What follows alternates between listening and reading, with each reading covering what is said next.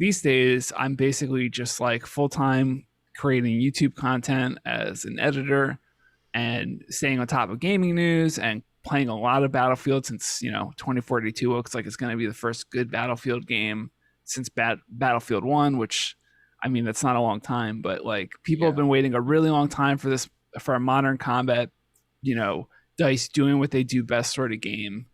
And it's been amazing seeing, in terms of like reflecting on my career, it's been amazing seeing Battlefield go from Battlefield 3 to Battlefield 2042. Like that journey has just been, it's been insane seeing how much change and growth the gaming community around Battlefield has seen. I've seen as a content creator, and how much like DICE has changed over the years. It's wild.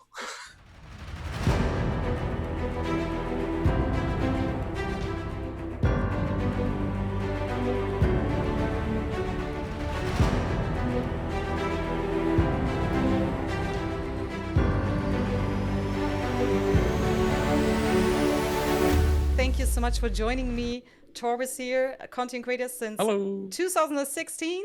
And Yes. and Alex, I don't even know, when did you start with content creation? Let's get into that. I mean, Jesus Christ.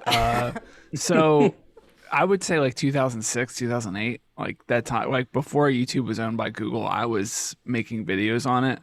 But professionally, I've been working in the creator space for about 6 years now, full time anyway. Or yeah. Before we get into that, because that will be not a small conversation, because I know a little bit about what you do. Torbis, can we maybe start with you? Explain a little bit to the audience, who are you as a content creator, as a gamer, as a Battlefield fan?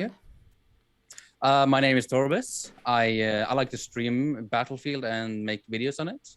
I've always been a Battlefield fan since I was young. I used to play a lot of Battlefield 2 and a mod called Project Reality for that, which was basically more realistic. And ever since then, I've been a huge fan of Battlefield. Been streaming it for at least 5 years now, and it's been fun. I've been enjoying it a lot. And what was the first Battlefield you played? Battlefield 2. That's a while ago. I actually have a copy of Battlefield 2, like a disc copy that I have to install for work this week. I got it at a thrift store. You can't buy it digitally, so it's like, it's like DICE, please, come on, man. Well, you get to play it. It was a great game. It was a great game. It was so good. What did you love most I really about enjoyed it? What did you love most about it? So I used to do a lot of tanking. I've always been a vehicle player in Battlefield. Love doing tanks, helicopters, jets, all of that. And I just find doing team play in helicopters, it's just so much more fun, and tanks. Just helping out the team, being a support, etc. It's really fun. Always loved it. And especially with the team play in Battlefield 2, it was almost perfect. What do people get when they join your stream? What are you standing for? How would you describe yourself as a streamer? A lot of banter and shenanigans. And probably Alex can say this one. A lot of facts about war. Yeah, Torbis is a big history of conflict guy. And yes, we'll be playing it, and he'll just be like, hey, so did you guys know, by the way, completely unrelated to what we're talking about or doing right now, that like Mao Zedong killed a lot of people and was a dictator? And we'll be like, I mean, yeah, but like, it's not really the appropriate time, my guy. We're trying to pop domes in Apex, not get a history. But yeah, that was true. That conversation happened, by the way. That did happen. Yeah, because Torb just brought up Mao Zedong, the dictator from China, and one of the people we were playing with thought he was talking about dongs, and it turned into this whole thing.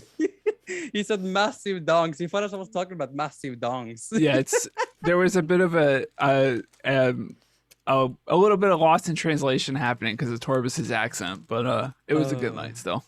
He didn't ruin the night. It was a great time. It's always interesting. I didn't even know that these guys know each other, by the way, guys. I didn't invite them together. Like they jumped into the Zoom and said like, "Yeah, I know Alex, we play together." I was like, "So what are we doing here? Like you guys against me now?" You know, like, No, no, never. no, but no, it was just fun. It's like sometimes, you go totally naive into a conversation here. No, like every time I talk to Torb, he's like, "Oh, hey, did you know I know this person that you also know?" And I'm like, "Oh, what? How do you know everyone?" He knows. He literally knows everyone. I know a few people. He isn't wrong though. It's always like that. All right, Alex, tell us your story, because it's a little bit more complex. As a content creator, what are you doing? How did you get into that? How did Okay. your journey start? So for a really long time, when I was making I started this whole YouTube social media thing covering games like Call of Duty and Crisis, and basically I was doing it as a hobby. My free time, I was working a regular job, freelancing, doing photography and stuff on the side, and uh, eventually it snowballed into me working for MP First, the gaming news website. And this was years ago before they like went under new management or whatever. And basically, a YouTuber that works with them noticed my work and was like, "Hey, would you be interested in working with me as like a content producer?" And I said yes. And it was like a very part time, like here and there sort of job at first, and then over the past like 5 or 6 years, it's probably been longer. I'm terrible at keeping track of this stuff. It ballooned into like my full-time job. Like when I first started, I was working a 9 to 5 job at a UPS store, freelancing on the weekends, and then about 7 years ago, I got fired from that job because it was a bad job and I didn't want to do it. And It's usually all and I things. so, yeah, so I went like full-time freelance photographer and video editor and content producer. And the pandemic happened.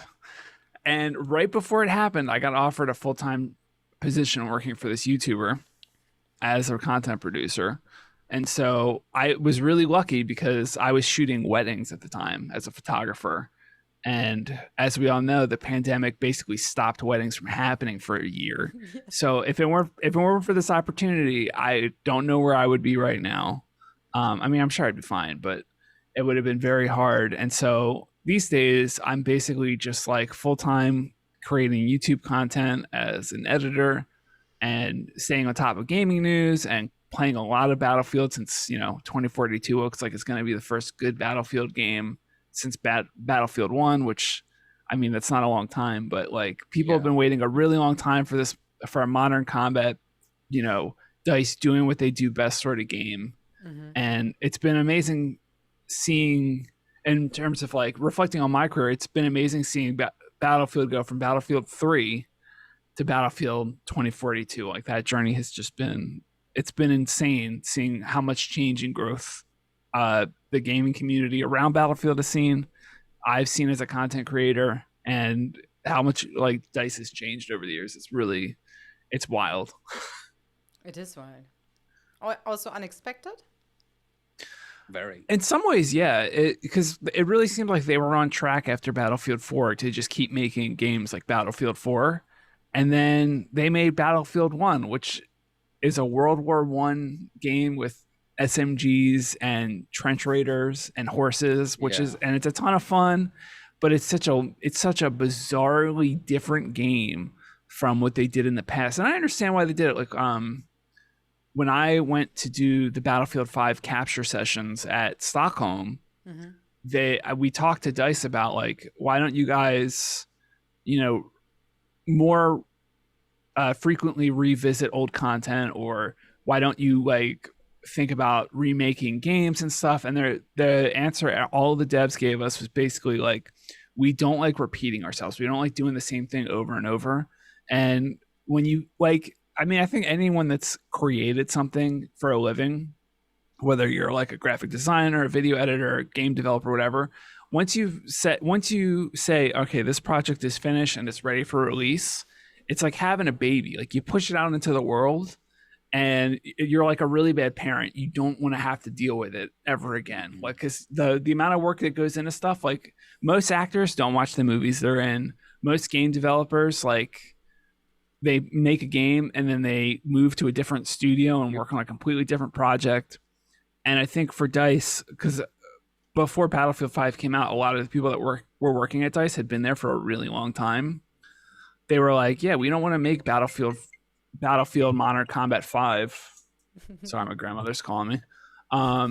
We want to make like, some zany World War I shooter. And so that's what they did. And it was so unexpected. And, obviously it was a very positive thing for them because it sold 25 million copies, which you might want to call it a condition of the circumstances of its launch. It was like the next gen console release title. Plus, Call of Duty wasn't very favorable in that time. Yeah, exactly. And it was so left field that it worked. But since then, they have just completely lost the plot in terms of like what Battlefield put. And the ironic thing is Battlefield 5 has a lot of mechanics and gameplay concepts that we desperately want in another game. Just not one that was developed in 18 months. Yeah. And was clearly the product of a lot of indecision and infighting among the developers about what the game should be. So that's me. Yeah, we switched the topic in between a little bit. I'm not sure if I should go back. I know it's okay. I'm just thinking right now should go back to it. Okay, let me explain it from my view, how I see what you're doing. So you're producing content for we don't name it here, but you're producing content for a big YouTuber. And I think there are two ways of content creation right now you're opening up for us. One way is do it yourself, make your own channel, or try to find a job within the industry and work for others and make that better. Isn't it maybe even interesting to do it your way? Because I guess you learn so much along the way, like doing this in that way, because you have a job now, you get like do something about what, I don't know how it works, but probably like I need you to write me something, a script about, well, let's say the Battlefield 2042 portal, right? Well, how does it, can you talk about like how the process works? I can go into it a little bit. Basically, like it's a very collaborative thing where most of what we do is covering whatever announcements or new reveals are happening, specifically with Battlefield, but generally with a lot of gaming news.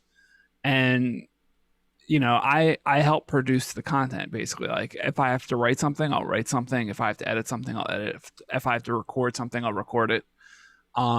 But the idea is more that it's like we're putting together the show for the viewers so that they're informed, and it's not really about me.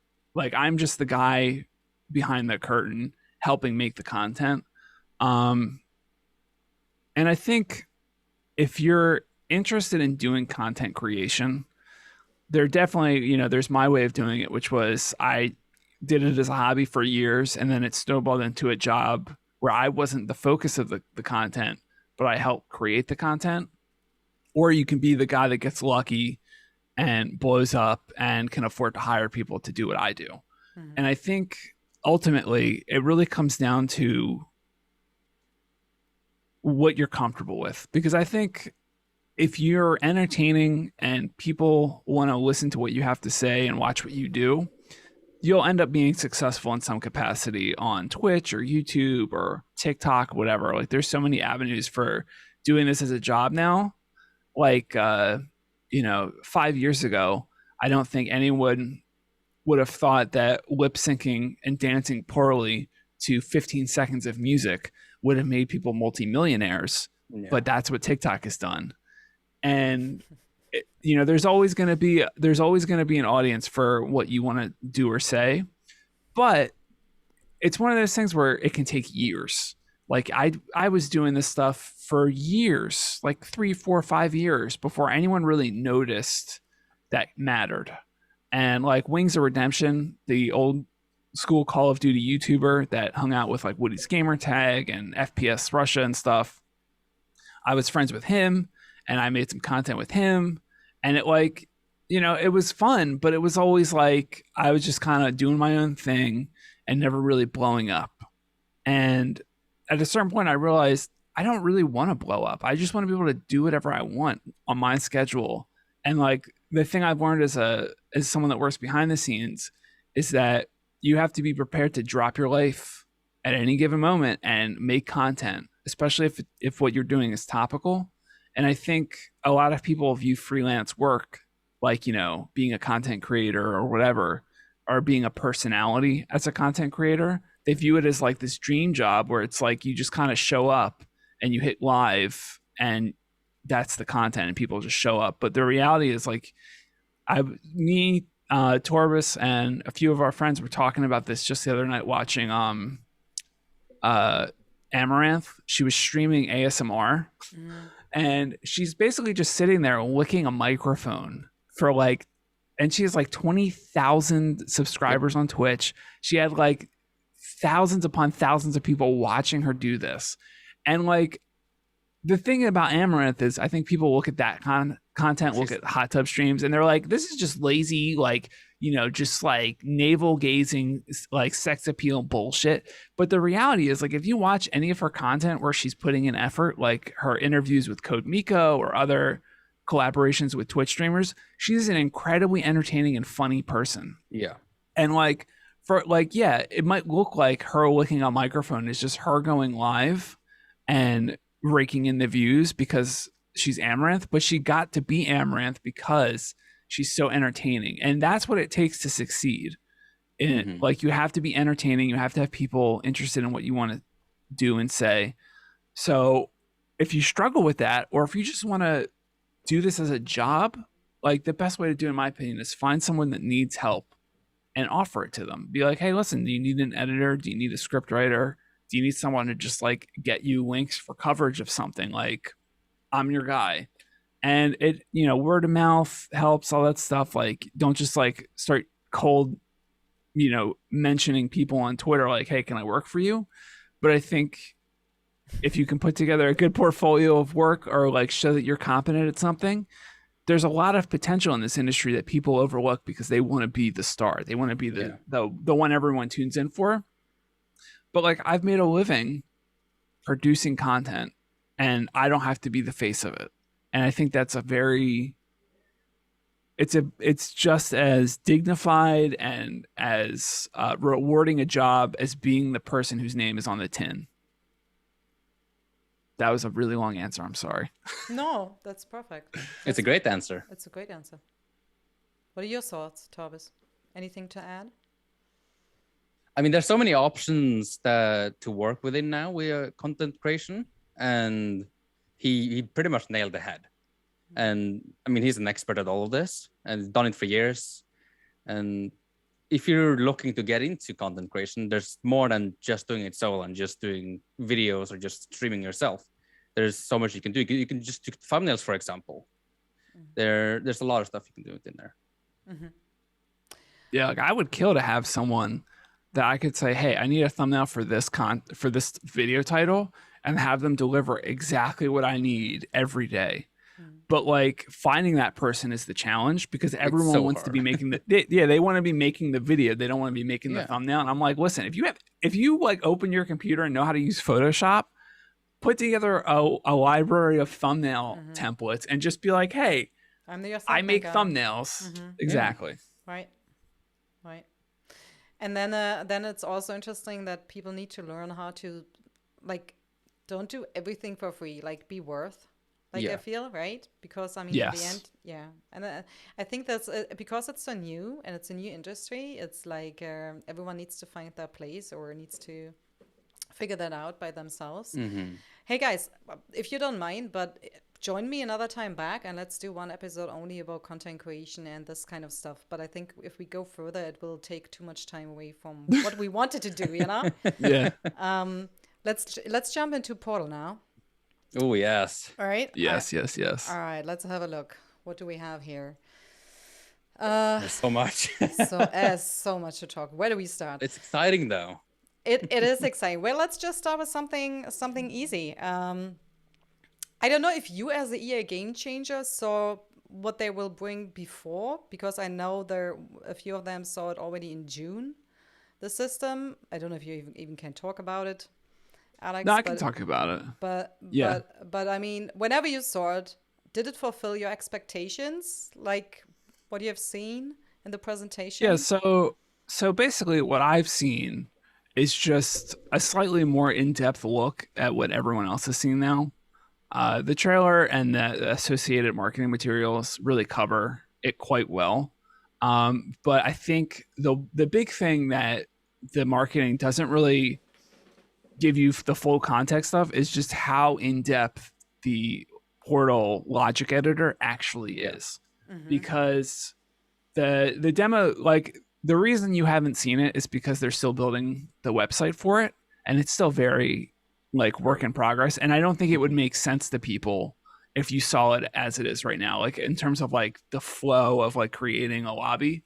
But they walked us through it, and they were basically like, they got to the point where they're like, okay, now you get to the logic editor, because there's all of the like normal settings like in a big chunk, and it's like, server, character, not character, but like soldiers, vehicles, weapons, blah blah blah.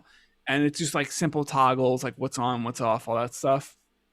But then you get to the logic editor, and it is genuinely a logic editor. It's not like, here's like 5 building blocks you get to play with. It's like, if a player dies, you despawn their weapon and you give them a new gun, and also you restore their health. And when that happens, the team gets a certain amount of points, and you have to get a certain number of points to win as the team. But if the other team does something, it'll take points. Like, you can do basically whatever you can imagine. And they've said stuff like Battle Royale isn't possible because you can't kill a player and then have them kicked off the server, basically. But someone's going to find a way. Yes, someone is going to find a way to manipulate the logic system in a way that it emulates a Battle Royale. Where like, okay, you get 1 life, and if you die, you're respawned in an area of the map that's very far away or something. And I'm sure over time they'll add to it, but the true depth of this logic system, even if you can't create a Battle Royale, it's basically Halo's Forge mode without a map editor. Yeah.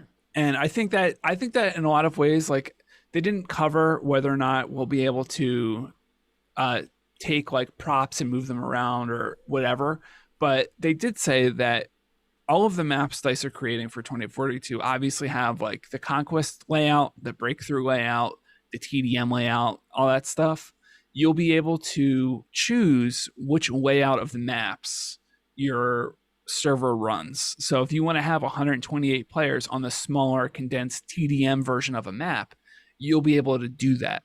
So like, there's some flexibility there. Okay, wait. You're saying we could make from the beginning, basically, if we use the system right, on any map they give us in Portal, a Battle Royale.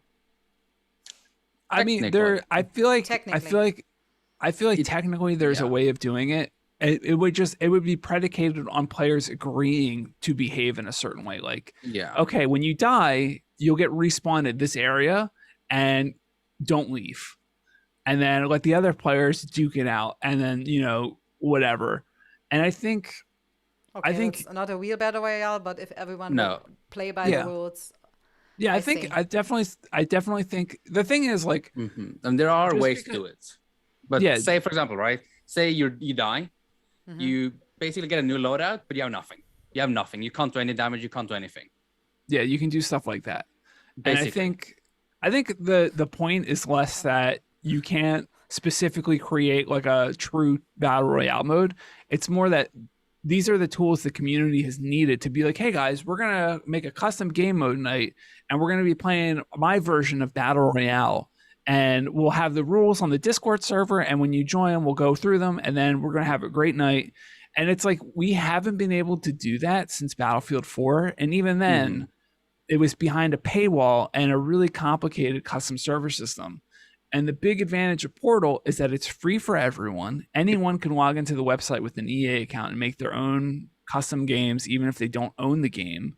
They can share them, and the depth you can go to in terms of mode creation exceeds anything we've been able to do before outside of like unofficial modding tools for these games. Yeah. And that to me is the big selling point. It's like, yeah, okay, maybe some modes aren't technically allowed or possible within the framework they're providing, but it's not going to stop the community from doing whatever they want. And I think that's the big takeaway. They will find a way. It might not be one-to-one, but they'll find a way to create something akin to it. There was a question in the chat, Craig, from Galatron. Here's a good one. Do you think Portal could possibly take away from the main game of Battlefield 2042 players like joining a custom Portal server versus a DICE-based game server? I mean, there's more overall content in Portal. And I think that's going to attract people because there are still normal playlists like Conquest and TDM and such. And I think the more content, it's just going to attract more people. Yeah, I mean, I can speak as someone that's been covering a lot of Battlefield stuff lately. We were covering like Battlefield 4 and Battlefield 3 before the hype really kicked off for 2042 and reinvigorated the player bases. And finding a server just running like normal rules on all the maps with no bullshit was like impossible for Battlefield 4 up until a couple months ago. Like there would be like one server in every region that was like all DLC, vanilla rules, no aggressive adminning bullshit. And I'm sure there's a lot of concern from players that like, hey, Portal being so flexible and allowing for such diversity is going to create situations where like 24/7 X map hardcore whatever is going to be a normal thing you see a lot of in 2042. But I also think most of the modes that people make are going to suck and they're not going to be popular. And DICE has officially created like Conquest TDM modes on the Portal maps are going to be very popular. And I think the biggest thing is that because there's AI, if you don't like what servers are out there, you can just make a mode and play against AI and it'll slowly fill up with other players and you can have a good time. Like it's very obvious that like the player base for Battlefield wants specific experiences, but while the game is still getting support, there's going to be like Battlefield 5, despite all the negative press and the division in the community and the outrage, I never struggled to find a match in a mode I wanted to play. Granted, I always wanted to play Breakthrough or Conquest or something like, mainline, but like there's always going to be those servers. And I think in terms of taking stuff away, you have to keep in mind, this is exactly what Battlefield players actually want. They want lots of maps that cover not to go off on a tangent, but during Battlefield 5's life cycle, at the last EA play that was in person, we did a feedback session about like the War in the Pacific content because we got to take a look at it early and, give the DICE community management team like our thoughts. And I said, look, at this point, Battlefield 5 is kind of a lost cause, right? Like this content looks incredible and I'm so happy that you guys are doing it. But you're going to have to do so much more after this to persuade players over. And my suggestion was, hey, look, just drop the V from the name and add like a modern thing or like a Vietnam thing, like make it Battlefield, the experience, and have content from across the franchise, put it all in one place and just let players have it and give them community servers. Because at that point, they told us that community games was going to be a thing. Just let players go wild because that's what they really want out of a Battlefield game. And I think in a lot of ways, people are worried, right? Like they're like, oh, World War II weapons versus 2042 weapons. But you have to keep in mind, at the end of the day, how fast a weapon kills you or how it behaves is just math. And the image you see on screen of the gun is just set dressing. It doesn't matter if it's a Sten or an M16. DICE can balance all of the weapons against each other. We've seen it with Warzone, and yes, Warzone, it's a whole can of worms in terms of balance and incompetence. But at the end of the day, all weapons in Warzone are basically viable unless you're playing at a high level. And then there's really specific meta loadouts. And that, to me, that's the bigger concern with Battlefield, is that everyone can play with any weapon as any specialist. It's going to create situations where like the specialist that can do X ability is going to be really popular because that ability is really useful. And then they have the best weapon, the best gadget. You know what I mean? And that's that. I'm way less concerned about us having a lot of access to lots of content, and way more concerned with how people are going to play that content because I can't wait to get killed by some guy using like, you know, the shotgun with frag rounds again, because that's going to happen. Yay. I remember those. Not fun. Yeah, no, not fun. I forgot my question. Oh yeah, because sorry, there was so many things you just picked up. I mean, this portal will be a live service, right? And it's not a tool inside the game. We have to use the website they are still building, as you said. Yeah. Do you know you'll be able to join through the in-game browser. Yes. Like it's just like community games where you'll be able to like, oh, I want to play a conquest mode. Okay, there's all these portal, you know, ones, or I can dive into the server browser. You can't make the modes in the game. What I want to know is, did you see how it looks within the server browser? Like, is it like my own personal server then? Is it like Missy No Name server with whatever name I pick? Or is it just a random server number? Is it personalized, or how does it work? I'd have to go through the presentation again to give you a solid answer. You're not prepared. I know. Sorry. I only had a kid a few months ago. No, no excuse. I pushed it out myself, by the way.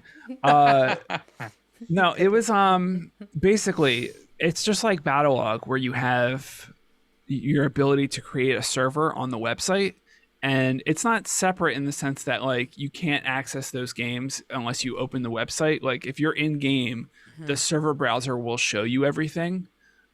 But you'll also be able to use like the matchmaking quick match options to go into DICE official servers or community game servers. Like I think ultimately it's going to seem like community games 2.0, but with a lot more features and content.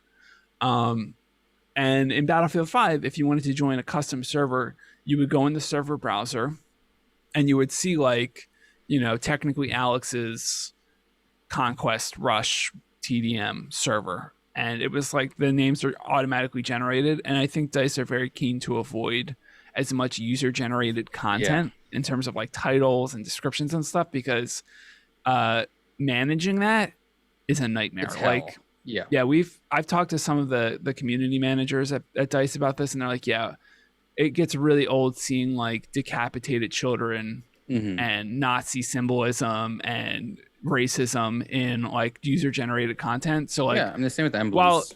Like they want to give players a means of expression, but they don't want it to be so extreme that like players can do stuff that they have to actually moderate, because it's bad. But so in terms of like how you interact with it, I think it's going to be very similar to community games, where the server browser will show your servers. You'll be able to create servers and just publish them, and other people will be able to join them through the server browser. I think that because you said, there's a good question right now from Bloody, actually. Will the server disappear after a certain amount of time, like in Battlefield 5? I believe so, yeah. Because it's basically like you're creating a server instance, and if no one joins... Yeah. If no one joins it after a certain amount of time, it'll close the server. The big question I had that I didn't get an answer for was if the ban list is permanent for your profile. Like if you as a server creator ban X player, and then you create a new server, does that player remain banned on the new server as well? That's the sort of nitty gritty technical details I don't have answers for. Yeah, that's a good question. But I think it's one of the biggest reasons Battlefield 5 is such a mess these days, is because we can't police it. You know, we ban. You can only have one admin. Yeah, you can only have one admin. There's all these and problems. that admin's not going to be on all the time. You need multiple admins, or at least moderators, that are going to be on for a certain amount of times of the day. Otherwise, it'll be run ham. Do you guys think it's wise, not like let the servers run out after a certain amount of time? I'm just asking because if you remember how it worked in Battlefield 4, if you joined a server you liked, you added to your favorites and you were rejoining it. So it's also Yeah. helpful for the community to build up a player base long term, you know, and make sure people can come back to your server. Is, Tor, why don't you start with this one because probably have a different Yeah. opinion. I mean, it depends really on how active the community is, because if you really, for example, if you have a big community, and for most of the time, I don't think the server is going to go down if you have an active community. And that's just, and I'm not sure exactly what to comment on, because I think for it to be successful, you're going to have an active community. You need that. Otherwise, I think it's going to be mostly used for smaller player groups, more and events and tournaments and stuff. Not like actual massive full servers that are there 24/7. I think it's more for like say 4 players versus lots of AI for custom game mode, etc. but even Yeah, even big community servers will break down eventually and have to be refilled. yeah. So I was gonna say that I think it's good that the servers don't stay on forever because part of the problem with Battlefield 4 is that you'll find a really good server, and because it never shuts down, a hacker or someone that wants to abuse a particular community or server can very easily find that server and continue being malicious on it unless they get banned. And there's also other technical issues like if they do a server update for like the game's multiplayer servers, Oh yeah. your server would have to be restarted. And based on my experience back in the day with like running a Minecraft server, if the server provider like that you rent your server from releases a server update, sometimes it's not optional to update, and you'll update and there will be a bug that costs you all your progress.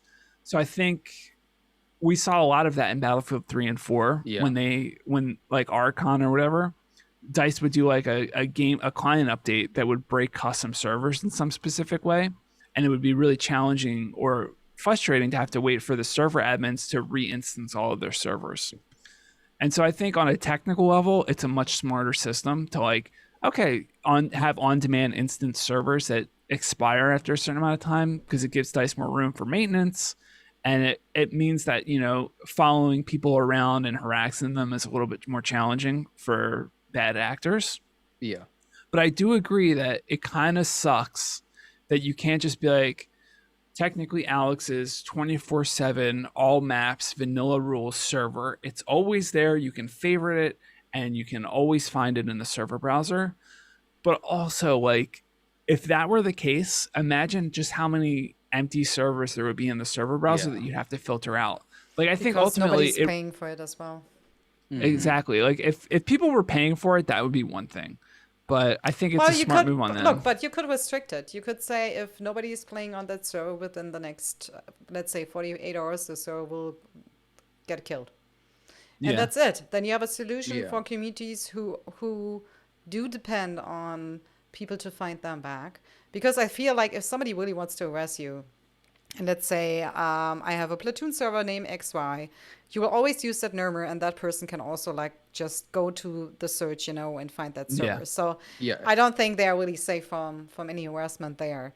Okay, but that's the only, for me personally, negative points so far I saw actually, or I heard about Portal for me. Yeah, I mean, I think I a was good solution wondering would be- like where's the downside? I don't see any downside, you know. I was even asking No, my that's- friends like the There last isn't a lot of downsides to Portal. I haven't Yeah, I seen think- much negativity about it. Yeah, I think the biggest thing is, and this is like classic Dice, is that some players are just confused about what Portal actually is. And Yeah, let's talk about that. That's actually, I had that on my on my list. What is Portal for you guys? well, for me, I mean, I think it's exactly what we've wanted from Battlefield for a really long time, in that it gives us agency over the game, in a way that lets us create new experiences in this using the sandbox tools that DICE give us. Because like the most frustrating thing about Battlefield 5 would be like the TTK changes. Oh. Like they would come out with an update and it would just all the guns were different and they were worse off. And you know, I got a lot of flack for my opinions about how people should react to that sort of stuff. Like I was like, look, the changes are a lot, but we have to, you know, you can't hate it until you play it. It was always my philosophy with that stuff. But it would be undeniable that DICE would make mistakes with balance from time to time. And I think the greatest thing about these tools is like, hey, you can tune the damage for every gun. Yep. Every bullet coming out of the gun, you can change the damage profile for it. And having these sorts of tools gives us so much more agency to fix the mistakes DICE make as a developer, or the things that we don't like, or like you know, Battlefield 5, it had mechanics that people didn't like or wanted DICE to change in a specific way, but it's really hard to illustrate or communicate that to DICE. Yeah. And these tools give us the ability to be like, hey DICE, here's the problem with Conquest. The scoring system rewards X too much and doesn't reward Y enough. So I'm going to create a custom server that has my fix in place, and then I'm going to make a video or content or have a bunch of people come and play, and then they will share their experience with you as the developer, and then maybe it'll influence your, like it opens the door for players to have a means of agency over the game's live service and future updates and development that isn't like resorting to Reddit posts or whatever. Like DICE can see like, okay, we released this update that changes X, and a lot of players created a server that tweaks that parameter in a certain way. Maybe we should go back to a different thing. You know, maybe we should undo the change or do something differently. And like that's aside from like all of the content that comes with it and the ability to create modes that we haven't had in Battlefield before, or that DICE, like there are so many modes missing from Battlefield 5 that would be amazing in that game. Like Gunmaster, for example. Yeah, people would love that kind of thing. It's such a good mode. I loved Gunmaster so much in BF4. I'm a loved Rush it actually junkie. on Battlefield 3. I loved Gunmaster. Actually. Yeah, Gunmaster was very good on BF3 like as on well. close Tower quarters. Gunmaster? Exactly. I just want to say it. Ziva Tower Gunmaster was so much fun. Oh, it was great. It was great. And you can make it in Portal, which is cool. Yes, there is a free-for-all option. Yeah, 128 player Gunmaster on No Shower Canals TDM. Oh man. When? So I mean, just crazy. imagine the chaos. It's Yeah, nonstop. exactly. And like, the first thing I thought is like, oh man, this is like the ultimate gift to any content creator. Yeah. I mean, Yes. you Exactly. can test Content creators everything will- you want, you know, and it's now so easy. Like, I mean, just imagine sometimes on Battlefield before we had community games, you know, you needed to organize having people coming with you on a server so you can, I don't know, film a certain gun or whatever Yeah, it is, exactly. you know? And now you can just use AI. It's incredible. I gotta say, like, as a content creator, this is just a massive W, because even if it crashes and burns, like even if Portal is an abject failure for some stupid reason that no one could foresee coming except for, you know, the people making it and they should have fixed it, blah, blah, blah, you know, the usual DICE problems. Even if it's useless to the community, as a content creator, I can do anything. I can be like, okay, I need X amount of players on screen at once, standing in a specific spot with these guns, so I can illustrate the update. And I need to have my gun model, so I need to do the inspect animation. It opens the floodgates. The possibilities are endless, basically. Questions. There's so much you can do. Do you expect that you even can change the weather in spectator mode? Yes. Yeah. Oh my goodness. Yeah, you'll be able to change the weather. I think whether or not the Levolution events happen, how frequently they happen. Yep. I think you can. in I the think they said server that. config. Yeah. Yeah. So I don't know if the one thing they didn't show us really was spectator mode, aside from like the server browser stuff. And the spectator mode in Battlefield 5 is very buggy and messy, but it's also very good. Yeah. It has everything you could want as a content creator, aside from the ability to just be like, spawn bot in this place so I can fly the camera around them and film them. And like that's something I've been asking Dice to do. Like, give us console commands. Like, let us spawn bots on the playing field with a certain gun and just have them stand it. Because like CS:GO, like a big reason CS:GO is so popular is because players could be like, okay, I'm gonna create a custom server with like these rules using the console commands for it, and then I can go in and film like a machinima, or I can film for my thumbnail, or like I can recreate a moment from an esports tournament using bots and other players in a private server that I can film in like some sort of creative way, or I could just take the file, like the GOTV file, and play it back and fly the camera around. Like those sorts of tools are the things that we're kind of getting with Portal, and it's a really good idea. Mm-hmm. Do you? It's very extensive. Would you like to have the ability to customize the soldiers as well, like skins? Yeah. Armor yes. skins? That would be really helpful. Mm-hmm. I'd love to be able to position the skeleton as well, so you can actually post them. Yeah. Unfortunately, I don't think they're going to let us do that. Happen, yeah. But I think like eventually, once they add a lot of customization options to the soldiers, I think we'll see like an update for Portal. We're like, hey, if you want, the Russian faction can all look like the same or something, or like, because you can limit them to specific specialists. But in terms of agency over cosmetics, I don't know if it's going to be at launch or if it'll be in a future update, but it seems like it's something they should consider. Yeah, I agree. Let's talk about the limits and the freedom of Portal a little bit more. I mean, you can build almost anything you want, right? Do you see any limits in there, and where you feel like you would like to do more?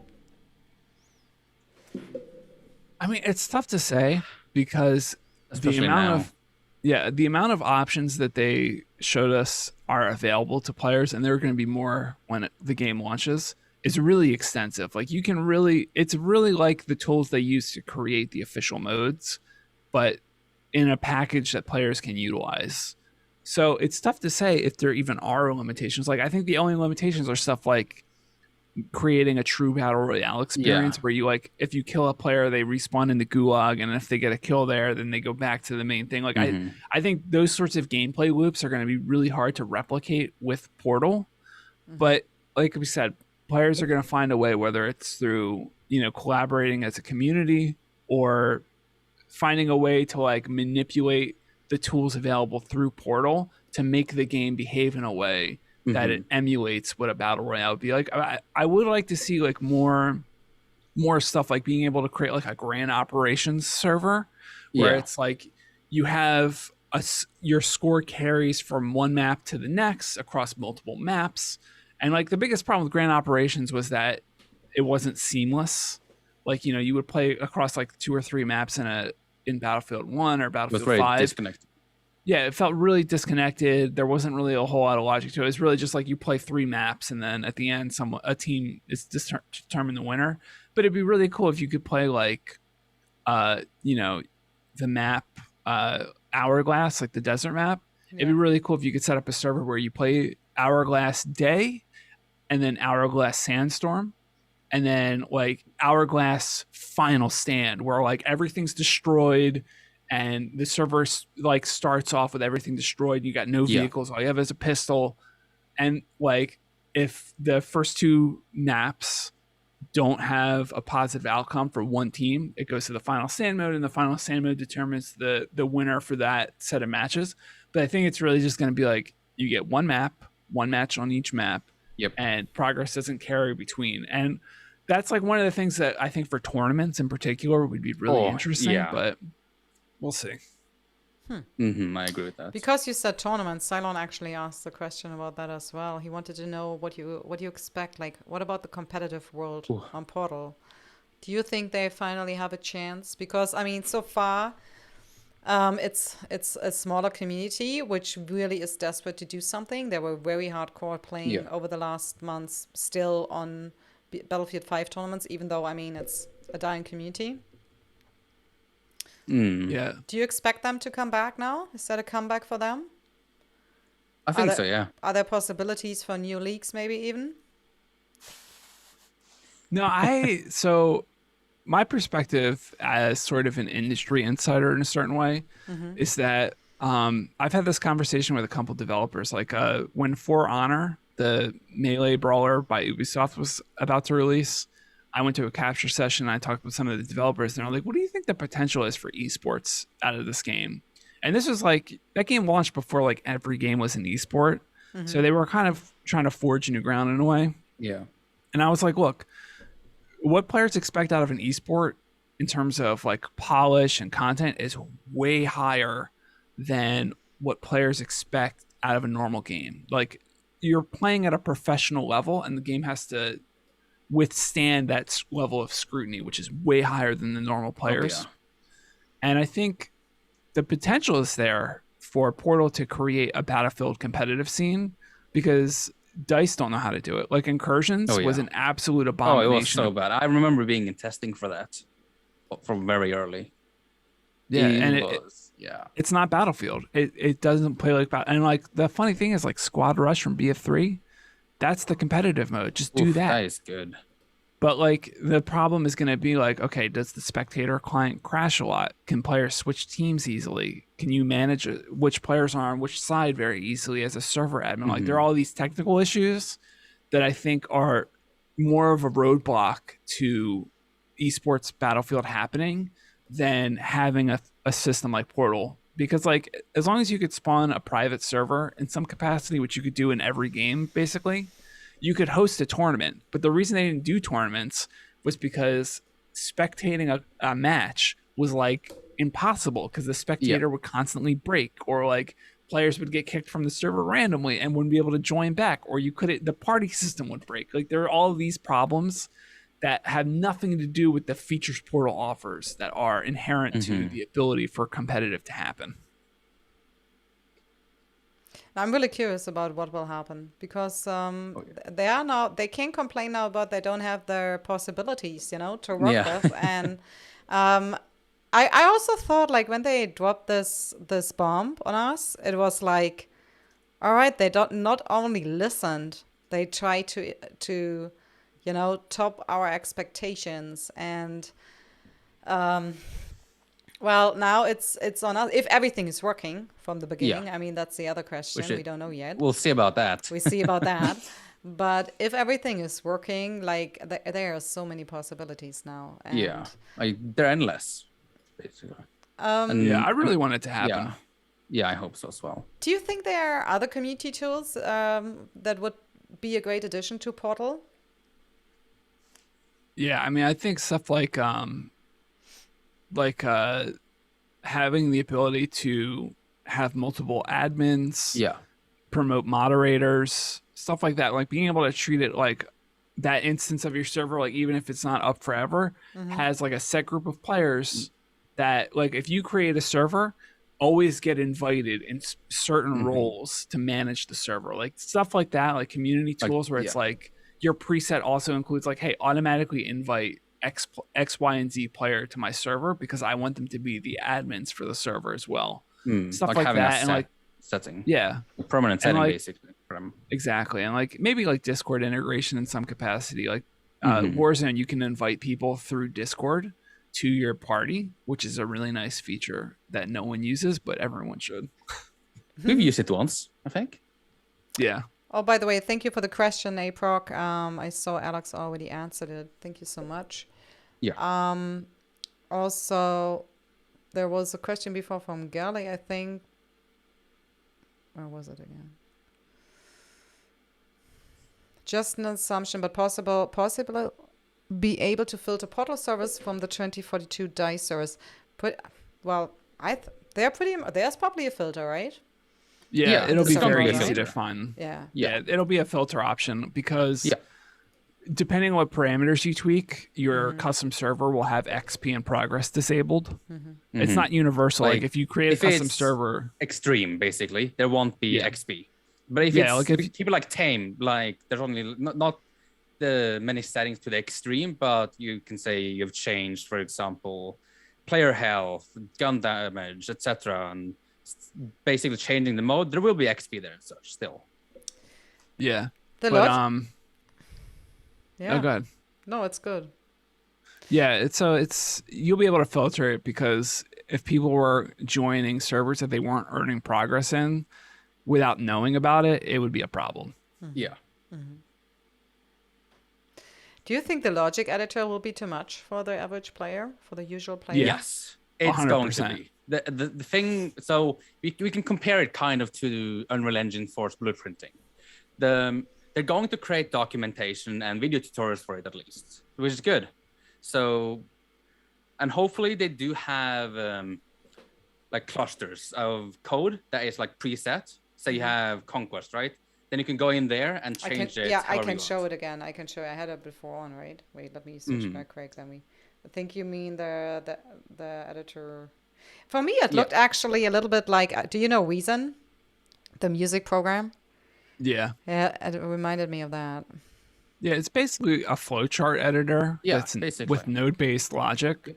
And it's definitely, I think, in terms of like, I want to create like, you know, a thing where if you die, you respawn with a different gun. That's pretty straightforward. Yeah. But like creating advanced modes that are really interesting and innovative, it's going to be something. Yeah. But the cool thing is you'll be able to share. Basically, when you want to create advanced stuff, you have to couple more nodes together and then onwards. There it is. It's basically more advanced and more and more and more. Yeah, there you go on screen. Yeah, now you see it. I'm sorry it took me to... No, it's fine. But I think I don't know if you guys can see it, if it's actually, it's a little bit too... I can read it. Yeah, you can read it? Okay, perfect. Yeah, and I have the same image too. I understand it up there. Okay, perfect. Then please, let's go. Can you just explain? Somebody who has never seen that, how does it work? You have your custom server. Yes. I think you have 4 basic options you can change, right? Just give us an overview, maybe, Torbis, and explain it to us. So as you can see, it says create new on top. Say if you create new, you insert a conquest node, right? Then you can put a modification node, which is on there. As you can see, there is a condition. There's also global, which is everyone. You have a player and you have a team. And you can couple that with basically anything under. You have, for example, the primary weapon, which you can change variables on, damage, off, false, etc. There is the amount of things you can do seems pretty advanced. I think using it at least well is going to take people time to figure it out completely. Because getting advanced stuff takes a long time because you have to get like one node to just do one thing, then connect that to another thing, to another thing, to another. It just goes up and up. Yeah, DICE has definitely created a system that is very advanced, user-friendly, and there will be presets available for DICE. I'm sure DICE will create like presets like, hey, if you want to make a Conquest hardcore mode, here's the like node cluster that's pre-made for you. But the big thing is that every time you create a server config, it generates a unique code that you can just copy and paste and send to your friends and send to other people. So like someone out there is going to create like the perfect hardcore rush mode, right? And then that code will be shared on Twitter and Reddit, whatever. And then anyone can just be like, okay, I don't need to know the logic editor. I understand how it works. I can just plug this code in and boom, I have the thing. And that's the key innovation, I think, with the system. I mean, there's also one more thing I now understand. Whatever you create there, it's like a setting and you can save it, right? Even though the server will die, you still have that setting you can copy paste the next time you go live. You can spool up servers on it. So it's actually not that big of a deal. I mean, if you have a community running, you just give your friends that code, that URL, whatever, and they can just start the server whenever with that setting. It's not lost. Exactly. Like I think going back to the whole like should the server stay up forever or is instancing better thing, I think part of the frustration people have with the way DICE are doing it now is that it rewards people with big existing followings or communities that have existing followings more than it does like, hey, I created, like someone out there could create like the best version of Squad Conquest ever created, right? They could create like this just incredible experience and no one will ever play it because they don't have a following on Twitter and they can't tweet it out, they can't share it on Reddit. And I think as a community, what's going to happen is you're going to have big people like Jack Frags and Stod and Westy, and they're all going to be hosting like, hey, I'm going to have a game night with subscribers, and join my server, and I'll have these custom rules. And that's mainly how people are going to interact with the logic system and like custom servers. And I think there's going to be a lot of like, hey, I found this crazy mode by some dude in friggin' South Africa made, and here's the code for the config, and that's going to blow up on Reddit, and like someone's going to make like Freddy versus Jason or like Trouble in Terrorist Town, and like it'll become like sort of like Okay, I have another question. You get this code now. You implement that code on your portal editors. Yes. Will you change the code of the person you got the code from, or will you just add on this your own thing if you change it? You can share code for others. For example, say you have difficulty trying to figure out one thing, right? Say you know somebody who knows how to use the system, right? You can share that with them and they can help. No. What I'm asking is different. Let's say I share the code with somebody and he posted on Reddit, and now everyone has access and is changing my code. Will it be changed on my server browser as well? Or do they implement it in their own? So the way it works is basically every player has their custom configs. And when you share your config, you're basically just sharing a code that recreates all of the node layers and stuff. So like it's like here's like for my I got it. Okay. if I make a squad rush server, basically like a custom config for it, and I share that code with someone, the editor just recreates my version of squad rush in that person's editor. And then they can tweak it and modify it from there. And then when they share it, they're sharing their unique version of it as well. But like, it's not going to influence or impact your version. Like you're not like it's not like logging a mode to a master server and then other people editing that file. It's like everyone creates their own unique little, happy place and then shares it. And then people can modify it and tweak it without affecting yours. It's like a card game when you share decks. It kind of is. In layman's terms, yeah. Oh, damn it. No, but I thought it was an important thing we get out here, so we get a better understanding how this works. What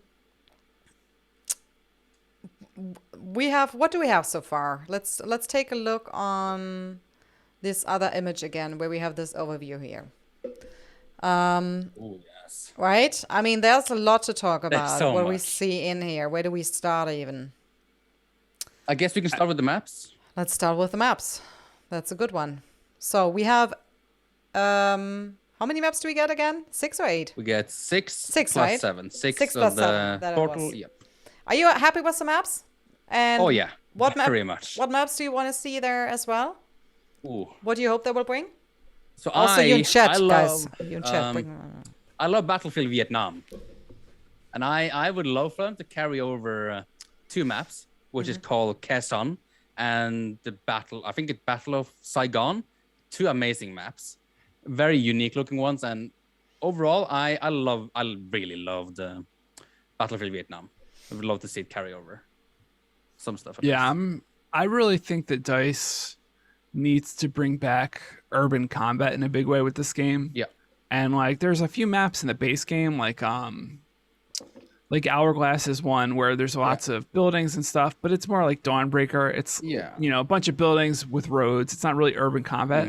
I would love to see like Strike at Karkin, Shark High Peninsula, like maps like that where there's like a really big sprawling urban thing, and then you have like the surrounding area. I think we need to see more of that. So I would love to see those maps come back. Kaleidoscope is kind of like that, but it's still open.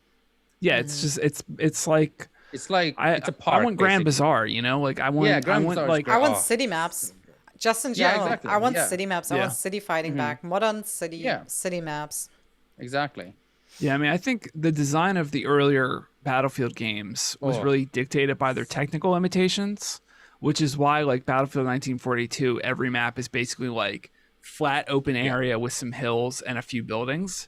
So they're massive, very massive. Yeah, and they're huge. Like I went and played. I was playing Bad Company 2 last night, and I was playing. I think it's called Diesel or like something like that. And it's just like this long ass map. It's like 1,000 meter plus long map, and there's windmills and stuff. And it's it's a big map and it would fit in 2042 just fine, but you would Heavy have metal. to add a ton of air. Yeah, heavy metal, that's it.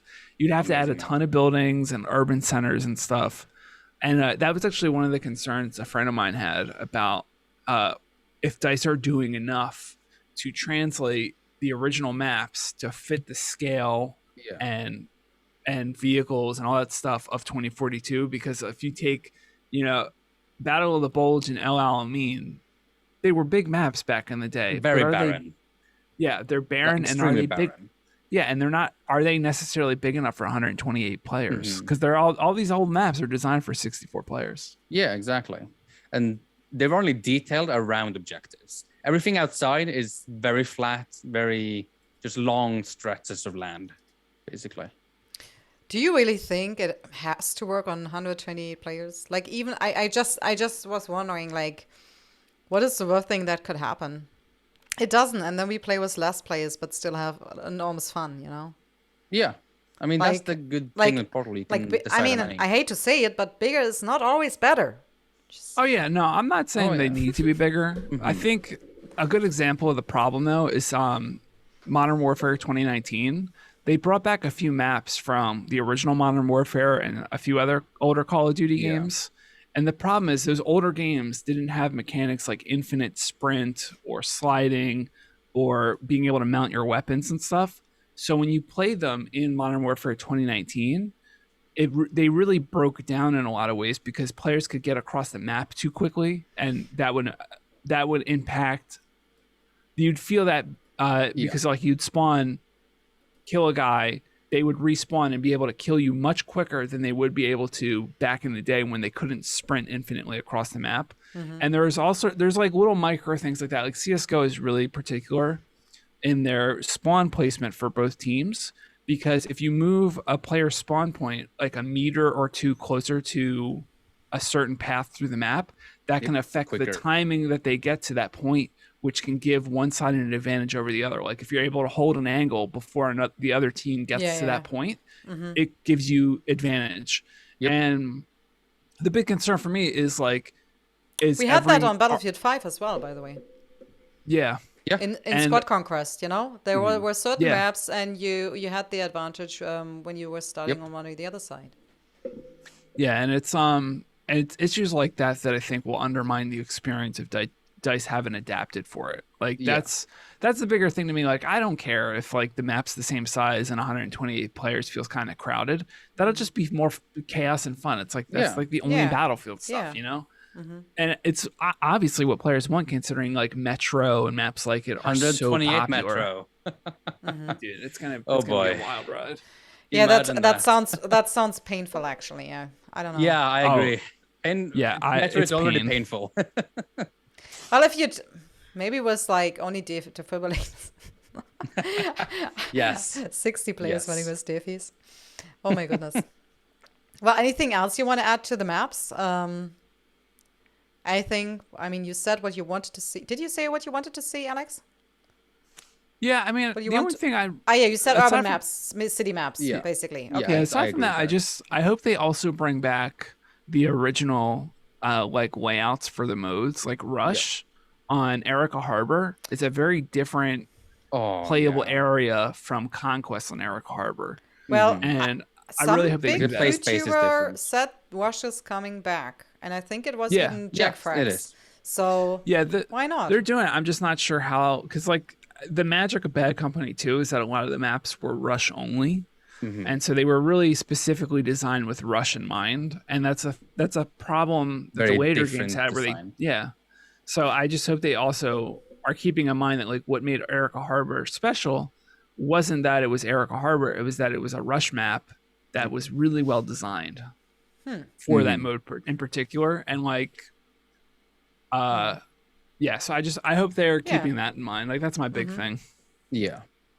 I like that. Maps has to fit the mode. What are you expecting from these new maps? Anything that pops into your head right now when you think about the new maps? Like the remastered maps or the like No, the 2042's maps. 2042 maps. 2042 maps. Sorry. I mean, to me, it's just like Yeah.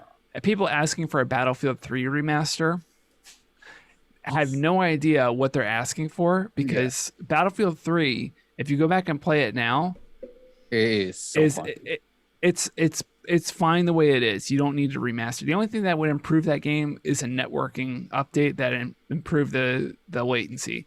But like, we're gonna get the things that made Battlefield 3 great, which were the maps, in 2042, and it's like, why accept a remaster when you can get an entire wealth of new content in the experience that you want remastered? Yep. It's like, it's I'm so happy. Yeah, it's awesome to see these maps coming back though. It's great. So happy to have Valparaiso is back. Great map. What do you hope how their growth level system looks like in Battlefield 2042? Like on Battlefield 5, it was like, well, yeah, okay, I'm now level 500. You know, you played a lot. Do you hope to get like a better system there, a better rank system, more things to do, more things to achieve, more fun within the experience to achieve something? And how would it look like for you? I think Torbis should go first, because I have an opinion that makes people very mad. I think there should be infinite amount of levels. Infinite amount of levels? Yes, like Overwatch. Oh, Mexique would be so happy. I think it should be infinite. I'm not sure exactly how to describe why, but stopping at one level, in my opinion, I feel like they could just add more, right? And I mean, they can add rewards up to a level, but after that, it's more of like a flex. If you know what I say, you're level like 1,500. Now that's a flex. That would be a pure like flex. That you've actually played that much to get up to that level. Basically. So I am very against the idea of making players play and play and play to unlock content they already have paid for. Because I have a full-time job, a wife, and a kid. I don't have 8 hours a day to sink into a battle pass or to unlock weapons. And I would really like to see improvements to the progression system, obviously. But I would also like to see an option be like, hey, I paid for the game. Can I just check a box and have everything unlocked? Can I, like, if I pay for the battle pass, right? Can I just have everything that's on it when it ends? Like, Halo Infinite is doing a really interesting thing where when you buy a battle pass, you can progress on it forever. You can choose which battle pass you're progressing towards at any given time, and they never expire. Yeah. And I would really like to see a system like that where maybe, you know, I only get to play 2 hours a night, maybe, you know, 6 hours a week at most. Make it so that, like, you know, in 2 or 3 years, when the game stops getting lots of content, I can still be unlocking interesting content and having fun with the game. But like, make anything that's gameplay related, like weapons. I hate grinding for weapon unlocks. Yeah, I hate grinding for weapon attachments, because the whole point of the game is that you're supposed to experiment and manipulate the attachments and like come up with interesting loadouts.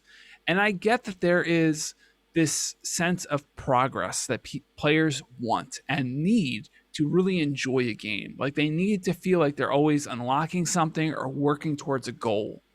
But I also think there's a huge group of players out there that don't care about cosmetics. They don't care about progression. They don't have a lot of time to play, and they want their time respected as a player. Yeah. And like, I agree that like an unlock grind or progression grind is a good thing for some players, but I think there is a huge and growing amount of players out there that just want to have the full experience they paid for at launch. And like with free to play games, it's totally different. Hours. Yeah. Like, I'm not saying that I should have an advantage or that there should be a button in the game that gives players an advantage or that makes other players feel like they're missing out because other players are running around with stuff they haven't unlocked yet. But at the end of the day, I think games like CSGO and Overwatch do a really good job of being like, hey, we've added new content to the game, whether it's a hero or a weapon or a map, and everyone gets them right now. Everyone gets that content, and you can just go in and play with it. And that's awesome because then it means like you don't have a bunch of players doing like the biggest problem with Battlefield 5's assignment system is that it made you do things that made no damn sense in terms of playing a Battlefield game. You'd be like, get 10 headshots prone with a sniper in an objective area. Why? Like that those sorts of assignments don't make any sense, and they encourage negative behavior from players, like not playing the objective, using cheesy strats to accomplish goals. And I think unless DICE can solve that, they should just be like, okay, the battle passes where all of the fun, cosmetic-y progression happens, and anything we add to the game that's gameplay related, you just get. And that, like, you don't have to worry about grinding to unlock a red dot sight for every gun because God. Exactly. Oh, I'm doing that I think if you unlock one attachment, it should unlock it on all weapons. Yeah. I hate to break it to you, Alex. Life after 30. I know. I know. I'm a boomer. By the way, people hate that opinion. By the way, guys, I didn't even tell you the story. I never told the story? So Alex should be with me on a podcast. When was it? When was the birth of your kid? Like it was 6 weeks ago. It was March. I lost track of. I don't know. I lost track of time. So he should be on the show. It was May. Sorry. It was May. When your kid birthday is? Okay. So he should be on the show. And we know it was, around the, what do you say? Around the, what's the word? Due date? No, what is it? Yeah, it was basically right before the due date. Due date, yeah. And so we know it was risky, but we hoped, like, the baby would take a little bit more time and don't come out. But of course, on Sunday morning, I get the message, I think the water broke. I probably can make it. And I was like, no, you won't make it. Just go. he was seriously thinking about for a second if he could make it to the podcast. And I was laughing my ass off at you guys. I couldn't stop. Yeah, my laughing. wife was like, I don't want my wife and our doctor was like, look, you don't really come in until like you're ready to deliver. Like if you come in right when your water breaks, we're gonna just send you home. Mainly because the healthcare system in America is terrible and like really they're sending you home because you cost money. Yeah. Kidding me? Yeah. Doesn't it cost to have a baby in the US? So it depends on your insurance, but yeah, it can.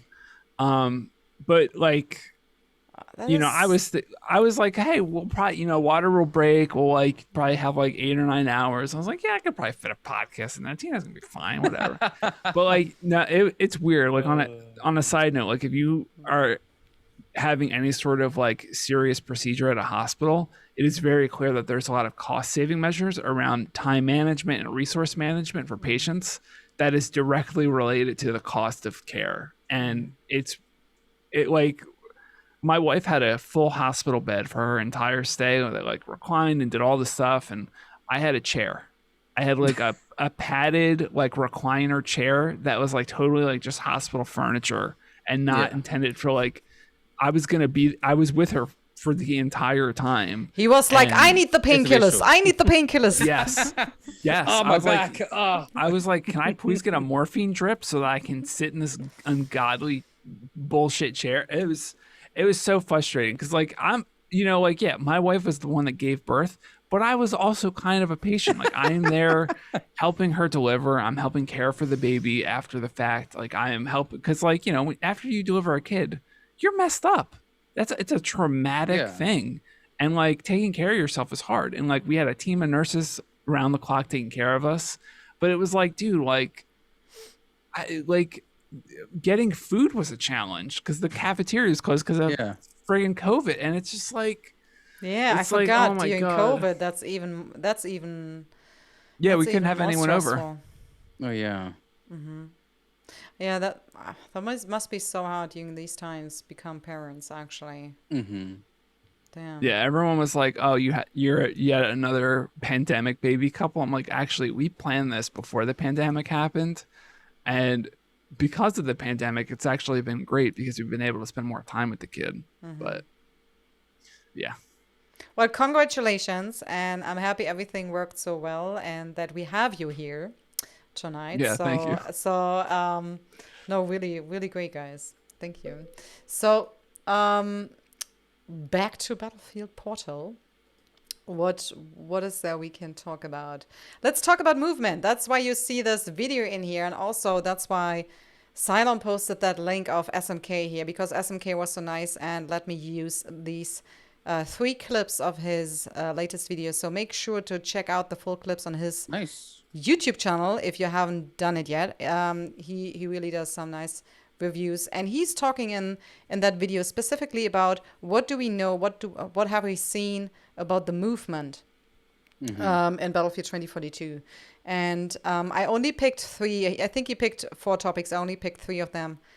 You can see in that clip that you can climb up these containers. Maybe. We don't know if that is a feature. Do you believe that will be a feature? That we can climb up? Like, you'll 100% be able to vault up. So you can climb up and nobody can hear you, and then you can do a silent kill, basically.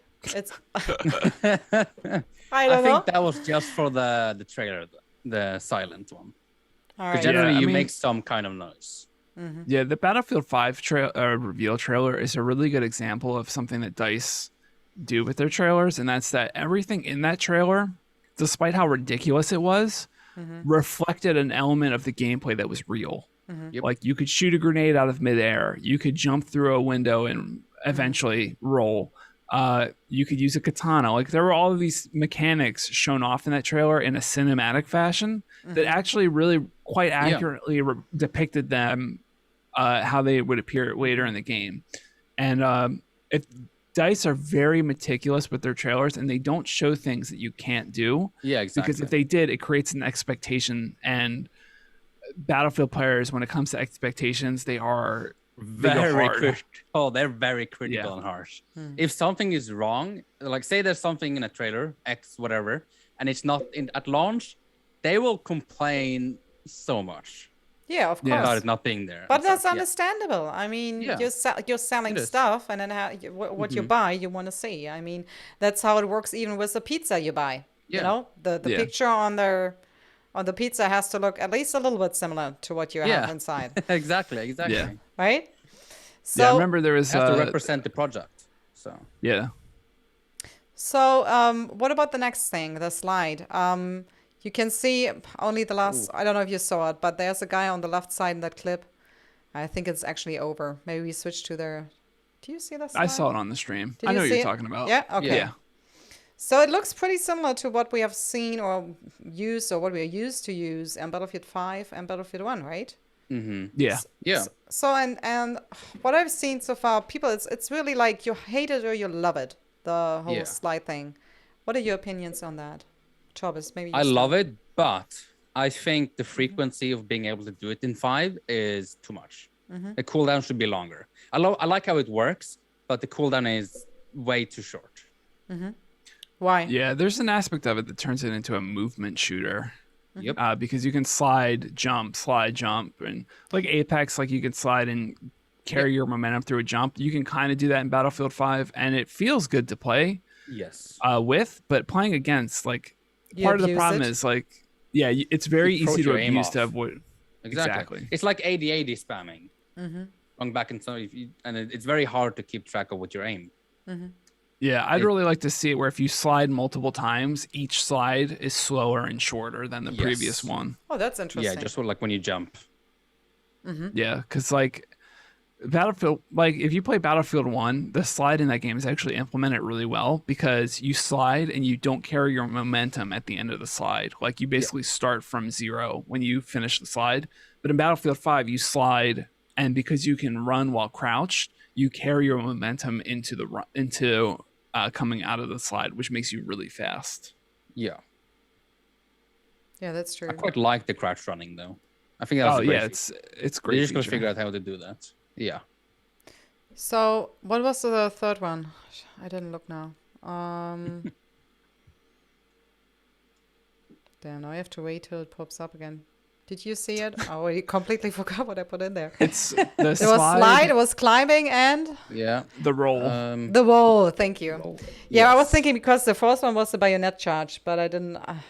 To be honest, I don't care if there's a bayonet charge in there or not. I So- don't want a bayonet charge. Any Okay, we any talked. melee thing, I don't. dude, Nope. I hate it. Nope.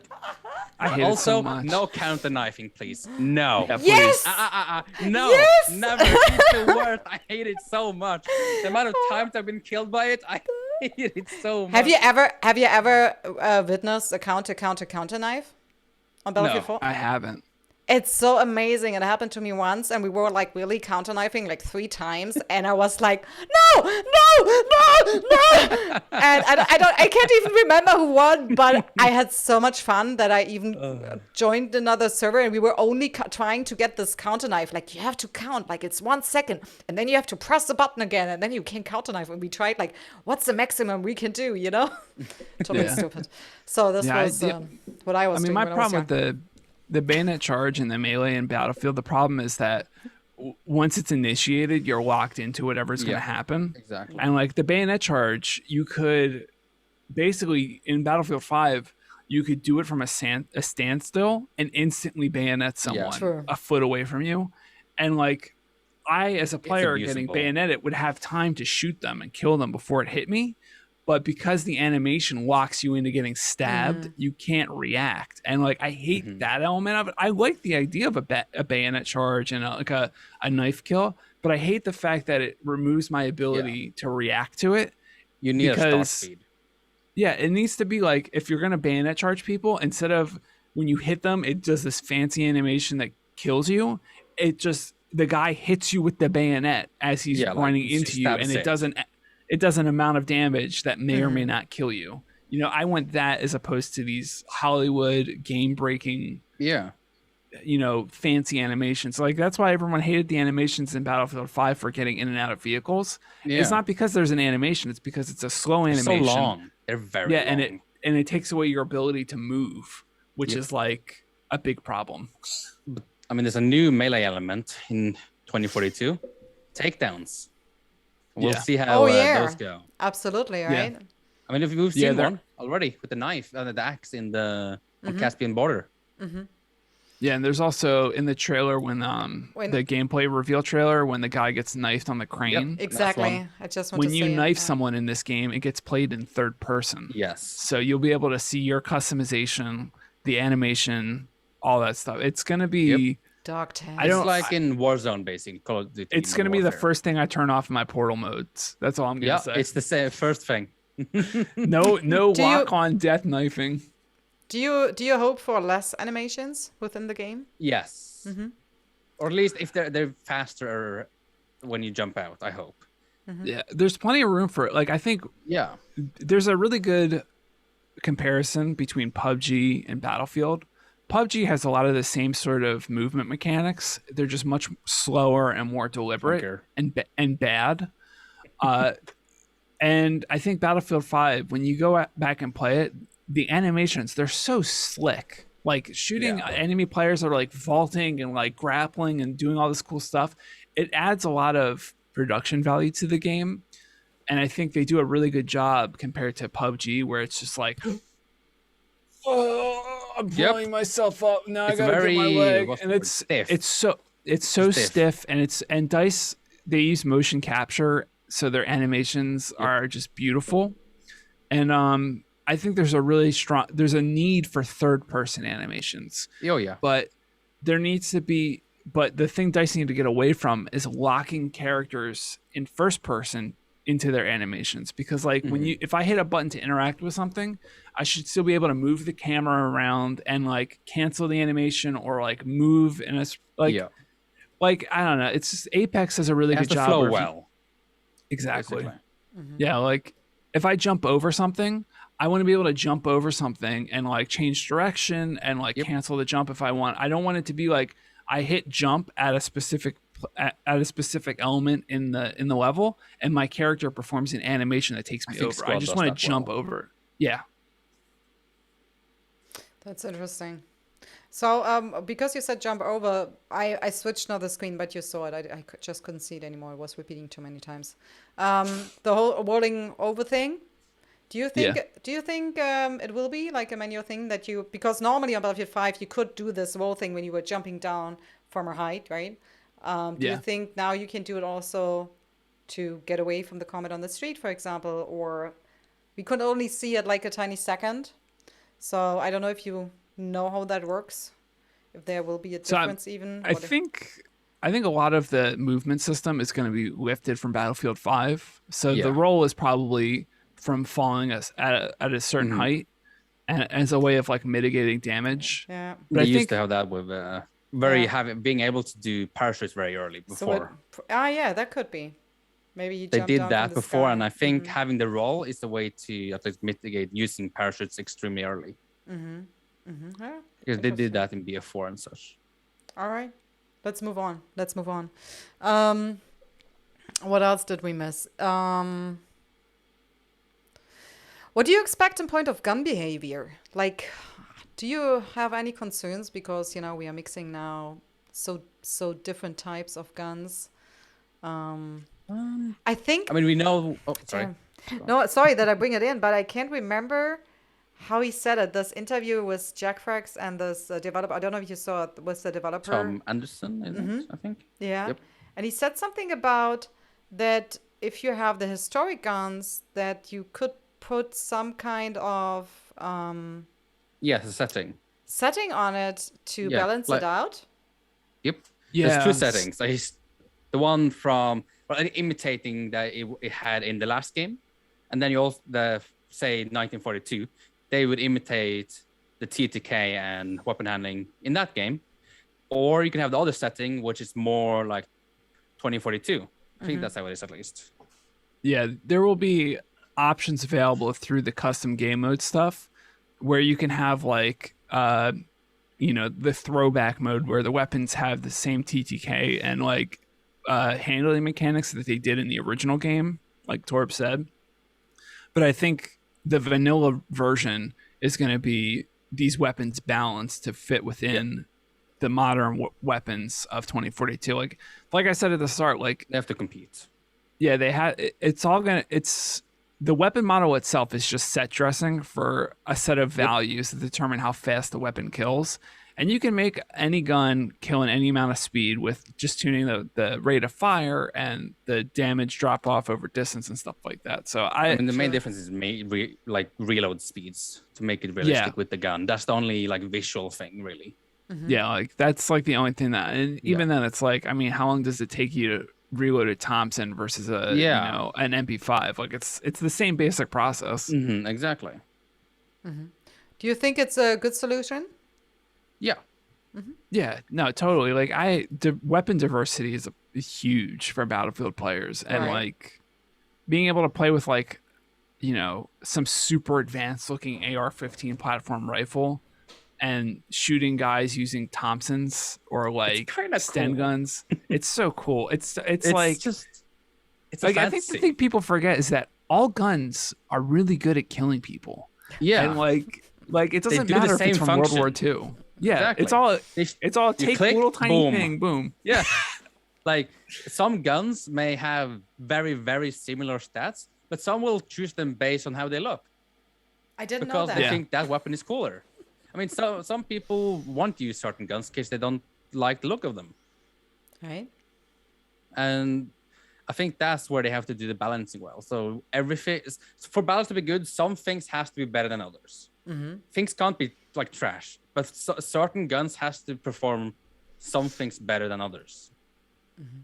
Yeah, I think because DICE have made a big stink about how they're gonna be very proactive about weapon balancing, because they're making it so any player can use any weapon with any specialist. They're really concerned about metas forming where one gun dominates everything. Type 2. And I think like I mean most Battlefield games have there's a dividing line between the guns that are viable and the guns that are really good. And like every class will have 2 or 3 guns that are really, really good that everyone wants to use, but they also do a good job of making sure all the other guns are competitive with those weapons They're to a certain viable. extent. And I have faith that DICE can figure it out. And like people that are worried like not having a class system is a big deal or whatever, it's like one, you can just go play Portal, but Yeah. two, Battlefield's class system is like it's such a So archaic dated. mechanic. Yeah, it's so dated. It's Like so dated. like just let me play the way I want to play with the guns I want to play as. And it's like if there's a gun in the engineer class in Battlefield 4 that's really good or is so much better than everyone's just going to play engineer, and then all of a sudden you're not going to have medics or support players or recon fulfilling those roles because everyone plays engineer. Yeah. And it's like in Battlefield 2042, if there's a really good gun, you can still have class diversity with people picking the medic role or the support role. Like you'll still be able to like have like a healthy mix of players providing their class roles. I mean, on a also server. you can't have C4 as I saw it, and the ammo. Yeah, you have to you pick can. and choose. Yep. You need two classes for that, I think. You have every character can pick.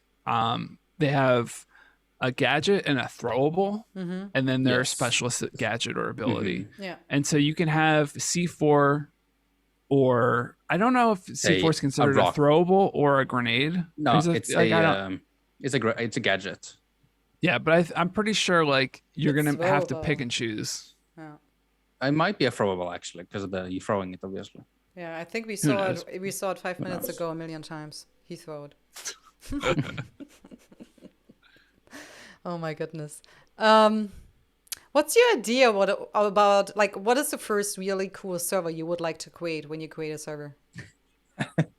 If I had an idea, Spider-Man, where everyone plays as Webster and has a grapple hook. But the thing is, the grapple hook has 0 cooldown. No cooldown on the grapple. But then you need a map to play on with where you can use it a lot. So Yep. So we need that city map. Exactly. That would be nice. I'd really like to just bring back Squad Rush. Like, Oh yeah. no Sharkanal, Squad Rush. I know it's very vanilla sounding, but like I'm down. it hit right. Count me in.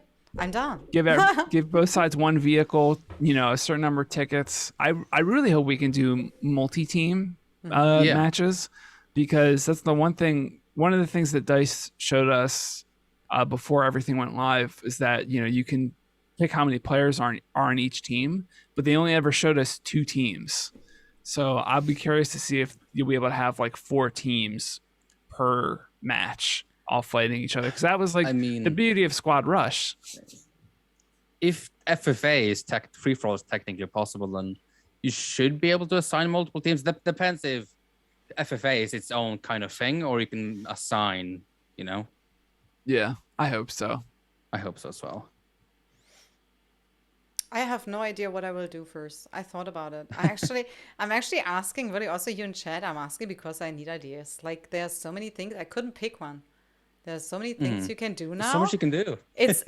I feel like I'm overwhelmed. Like, it's like you're going to this Chinese restaurant where they have like 30 pages to pick from. Oh yeah. I hate them. What like, do you give me this one pager. Give me 5 options. And then I just asked, what do you recommend? But that doesn't mean I don't like it. It's just right now I'm more in the state of, I can do so much now. What do I do, Yeah, Yeah. fun things. Like, you can say, for example, take 2 modern jets versus like 1942 and see who wins. Yeah, I'd love to see a mode where like everyone spawns in a jet and the jet has no ammo, but everyone has a rocket launcher, so everyone's doing RPG. Rendezvous. Yeah. Damn. That is awesome. Ramming as well, only. We got to do, guys. We will do some interesting events on GWC here. I'm pretty sure that would be nice. What do you? Is there anything you saw you think you would change within Portal, or anything so far you have seen where you say like, no, that works? Or I mean, you had a deeper look, I guess, Alex. So was there anything so far you saw where you think like this could be better another way? I mean, I think the big barrier for entry for Portal is going to be creating modes that are fun for the general audience of Battlefield. And like I can go in and I can tweak Dice's custom like their official rules to maybe suit my playstyle a little bit more and share that and see how it goes. And I think ultimately what it comes down to is like I would like to see a thing like a guide for the custom server system, like the logic editor and all that. That's like, hey, They're listen, going to put out the documentation for it. Yeah, they're going to do documentation, but I would like to see something where, like, as you're tweaking the settings, it says, like, hey, if everyone has 200 HP and all of the guns do 100 damage, what happens the then? how many the average TTK will be really long. That's it should show you, like, you need to be able to see. Exactly. Like, you need to be able to see the impact of the changes you're making to general statistics like the TTK and, like, what happens if you make it so helicopters instantly respawn when they're blown up. Like, it should show you, like, hey, if you do this, a lot of players are gonna just constantly spam the helicopters and it makes it unfun. So maybe tweak it so that there's like a 30-second timer. Or set limit to amount of them you can have. Exactly. Like I really hope that there is like, hey, listen, you're going really far outside the normal rules here, and you might want to consider reeling it in with these kinds of tweaks. And also, here's how everything changes. Like recommended stuff. That is a great idea. I love it. Yeah, because like visually showing what you've done should be there, so you kind of understand at least. So you don't have to jump into a server yourself and test everything yourself, which is painstakingly long to test every single thing. Like, say you change one stat, you jump in, test, have to jump in again, out and in. Yeah, like honestly, once the game's been out for a while and people are familiar with it, you shouldn't have to test your game mode. You should just know, like, okay, if I make the weapons 200% damage, the TTK is going to feel like this, and that's not fun, so I should make it 150%. Like, stuff like that, I think DICE are really good at giving us tools for stuff like that, like, in-depth customization of weapons or vehicles or whatever, but they're really bad at saying, like, okay, if you take these, like for a tank example, if you take HE rounds versus AP rounds, what is the actual damage number per shot? DICE are really bad at saying, like, okay, HE rounds do X damage versus AP rounds, which do Y damage. They never say that. They're like, AP rounds are more effective against these specializations. They never give detailed stats. Yeah, and I would like to see, like, especially in the editor, like a real time, like, okay, if you change the weapon damage, this is how much the TTK changes by. Give me like Simtech, just in the editor, just a basic version of that. And Simtech is they detail out weapon stats, bullet velocity, etc. Does it make it does it make you nervous? I can't even talk anymore. That the website is not ready yet? I mean, based on what I saw of it, it's not that far from being finished. I think the only really big thing that was missing was like artwork, like icons and well, that's easy. Stuff like that. Yeah, like it's all on iteration. But the whole thing basically so far seems like it was working. Yeah, like the whole thing is there. Like all of the options. The functionality is there. They were definitely very specific to only select certain options for certain things. So I'm sure there's lots of bugs that they're still working out in terms of like, okay, if I add this weapon, the whole editor breaks, so I can't do that for the demo. But in live release, it'll be fine. That was like, the functionality's there, but it was like all of the names were placeholder. There was no like icons for all of the weapons, like stuff like that is missing. But I mean, I feel like their user experience team could sit down and fix all of that in like a month. Like I'm sure that Natalie and her team are already like way deep into it, and I'm sure what we saw was like months old at that point too. They probably have a lot of the stuff ready to be implemented, but they're waiting for all the functionality to be done. That's amazing. I'm so looking forward to see how it looks, man. It's gonna be great. Finally get my hands on it. Like with every Battlefield game, I'm sure it could use another 6 months before it comes out. But that's like, these games are so massive that it's kind of a miracle they even get finished. Right. So I fully anticipate the first 6 months of 2042 to be a mess, just like every other Battlefield game has been. Always but been also, like that. yeah, like in the end, we're getting the game that we've always wanted. Even if there's like a balance problem, it doesn't matter because we have Portal. As long as we Portal can fix works, it I think it'll be ourselves. fine. We can fix it ourselves with the TTK. If they release and the TTK is bad, we can fix it ourselves. Yeah. What are your expectations from in point of anti-cheat? Okay, next question. Let's say Wait, I give me a meet. second, give me a second. Yeah, that's a ton of. Oh God. No, I'm here. That's an interesting point. Interesting point. You say so. Why? I don't get it. Is there any problem? Well, let's say I played Battlefield 5 today, and every match I was in had a cheater. Oh, by the way, you both are on PC, right? Yes. Okay. I wanted to ask that the whole time. Because for me, I mean, I'm okay. We have cheating problems too on console here and there, but in another nature, I would say, in a different nature. How much is it? Do you think about what happened with the hacks within EA when they stole? I don't know. Yeah, that's very concerning. That's extremely concerning because they can use that to do a lot of harm. Yeah, I mean, the same thing happened to Tom Clancy's The Division. Oh yeah, the first one, and basically that game's PvP content was destroyed by it. Yep. They found the source code. Yeah, and you can't play PvP in that game because it's basically broken to the point of not being playable. That game is great. And I think, this, and Valve actually, they had the same issue happen where the source code for Team Fortress 2 and a few other games leaked a few years ago. And Team Fortress 2 became an absolute nightmare to play because cheaters can make bots that would join matches and basically farm for items, but also kill everyone. And it went on for a year. And Valve just put out a patch a couple weeks ago that fixed it, sort of. And it massively reduced the problem. But it's like once you have the source code for a game, you can persistently get around any sort of feature thing. And it's like, ultimately, I think I tweeted a solution is like, just make it so that the AI bots will activate 100% aimbot mode and target cheaters if they're detected on a server. Like just instantly delete them.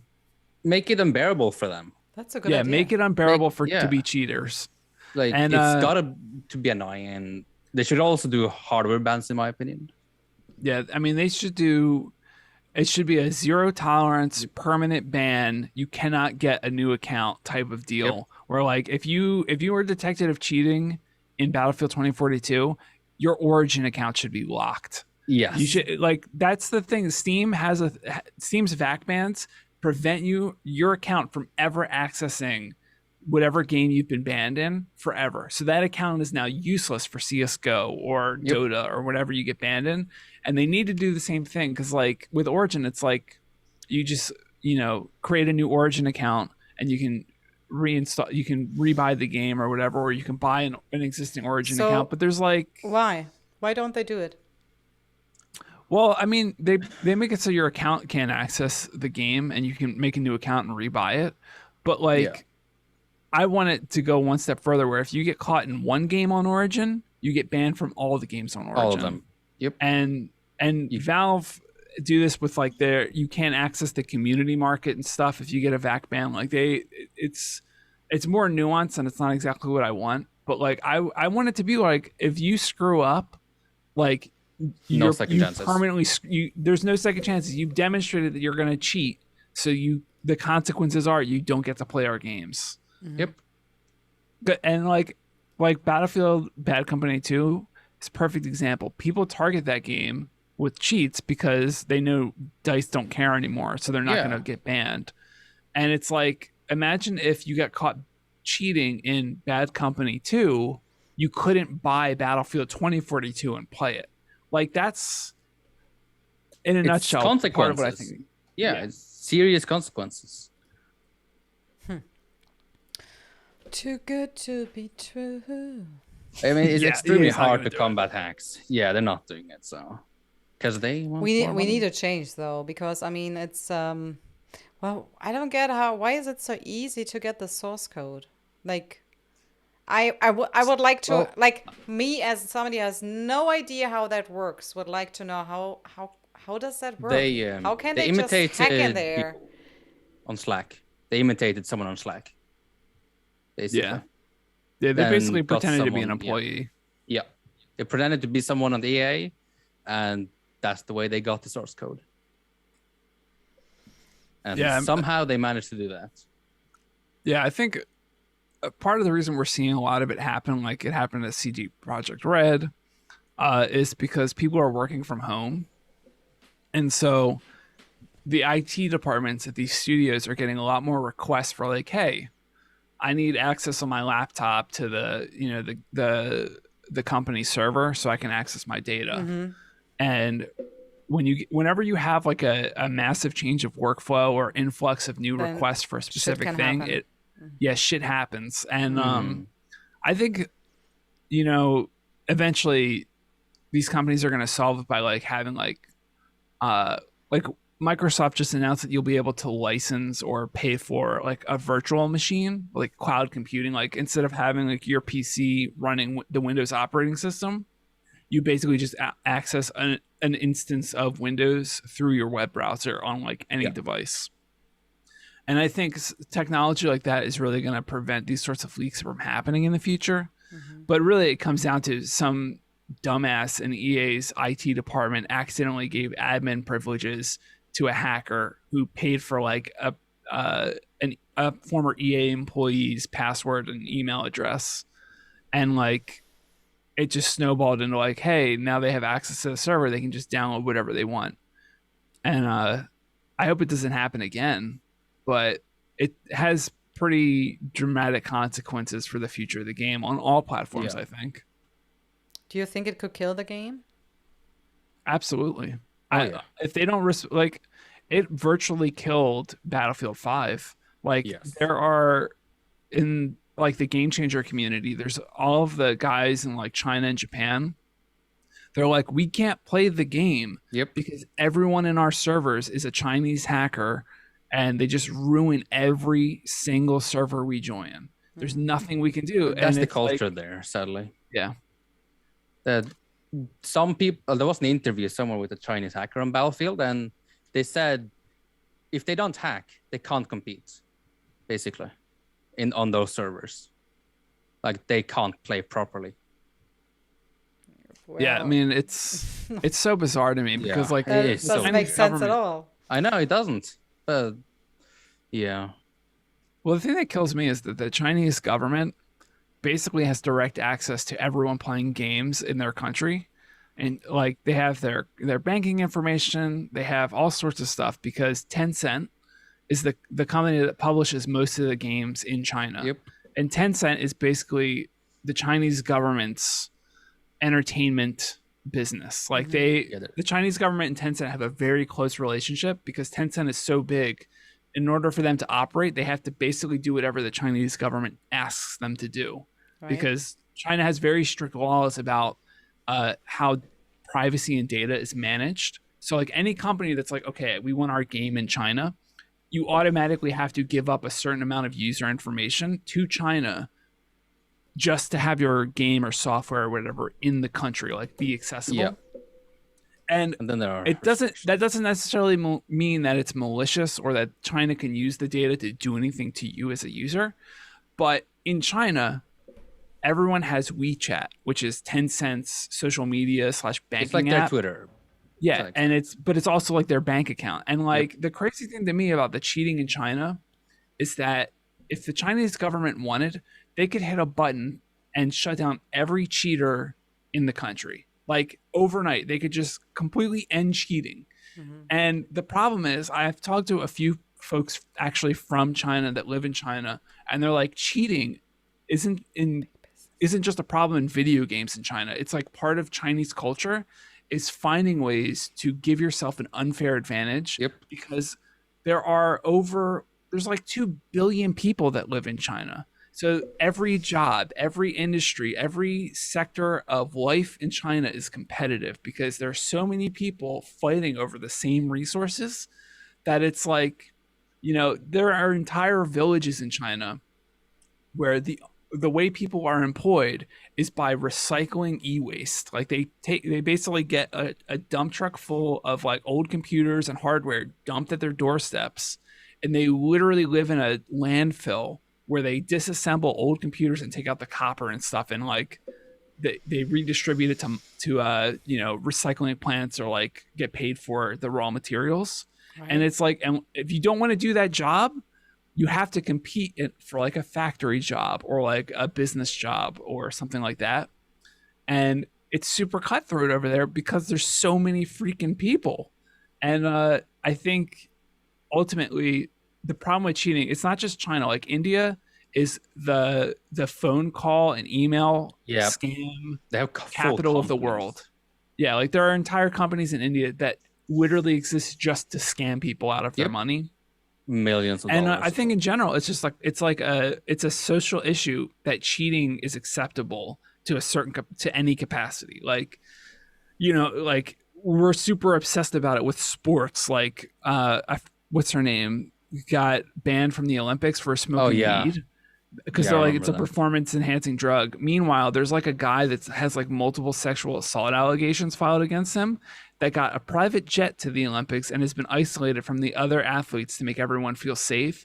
But he gets to attend the Olympics and not have his career tarnished by, actually assaulting people, versus a woman that smoked like a joint and came up positive on a drug test. And it's like, are you fucking kidding me? So like, that's like, we as a society are very bad at dealing with cheating and manipulation. Mm-hmm. That's ridiculous.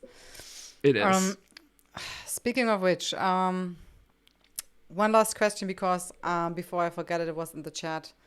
What are your expectations? I think it was of Hazard Zone. What do you think? What do you think Hazard Zone could be? Extremer asked that. Yeah, exactly. Well, we did do a whole podcast about that. We don't know so much, it's everything is speculation, and I'm not really a fan of speculation, to be honest. Oh, thank you, Fire. Thank you, man. I tried to delete that dude and I couldn't. Thank you. I didn't even know you're here. Thank you. Yeah. Do you have anything to say to that? I mean, it's description is that it's high stakes and squad based. So yeah, everything I've heard from DICE is like, it's not a battle royale. It's DICE's not like an alternative. Yeah, it's DICE's take on that concept of gameplay where like if you die, you're out.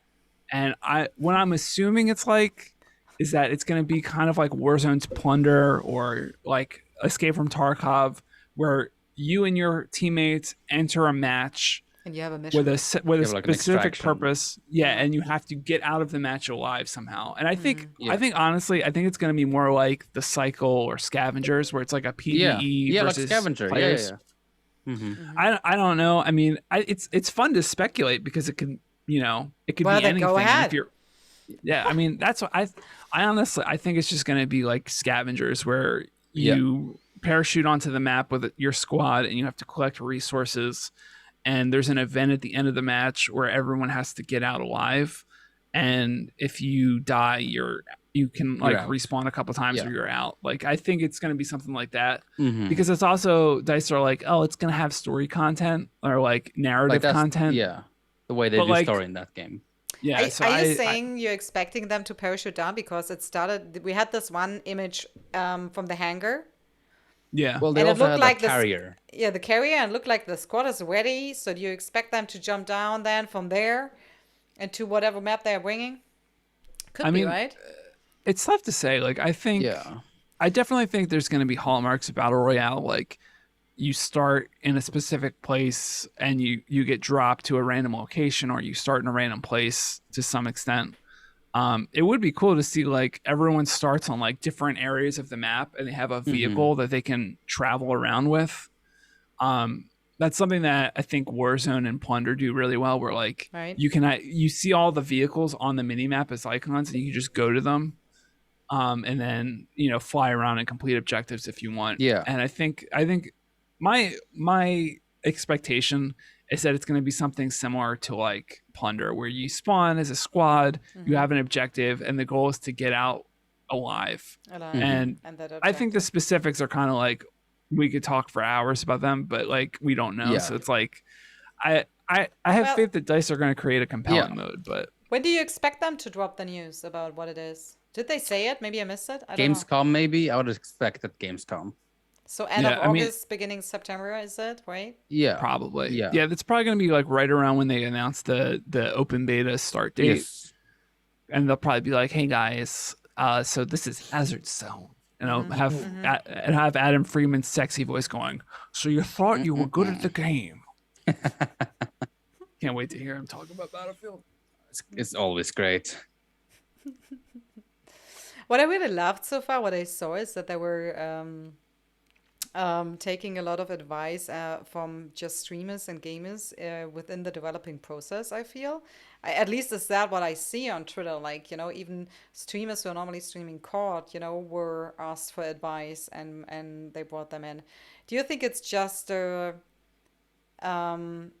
they just did it for commercial reasons, or they really did it because they wanted to have these different perspectives from professional gamers, also from other games, so they can learn from that?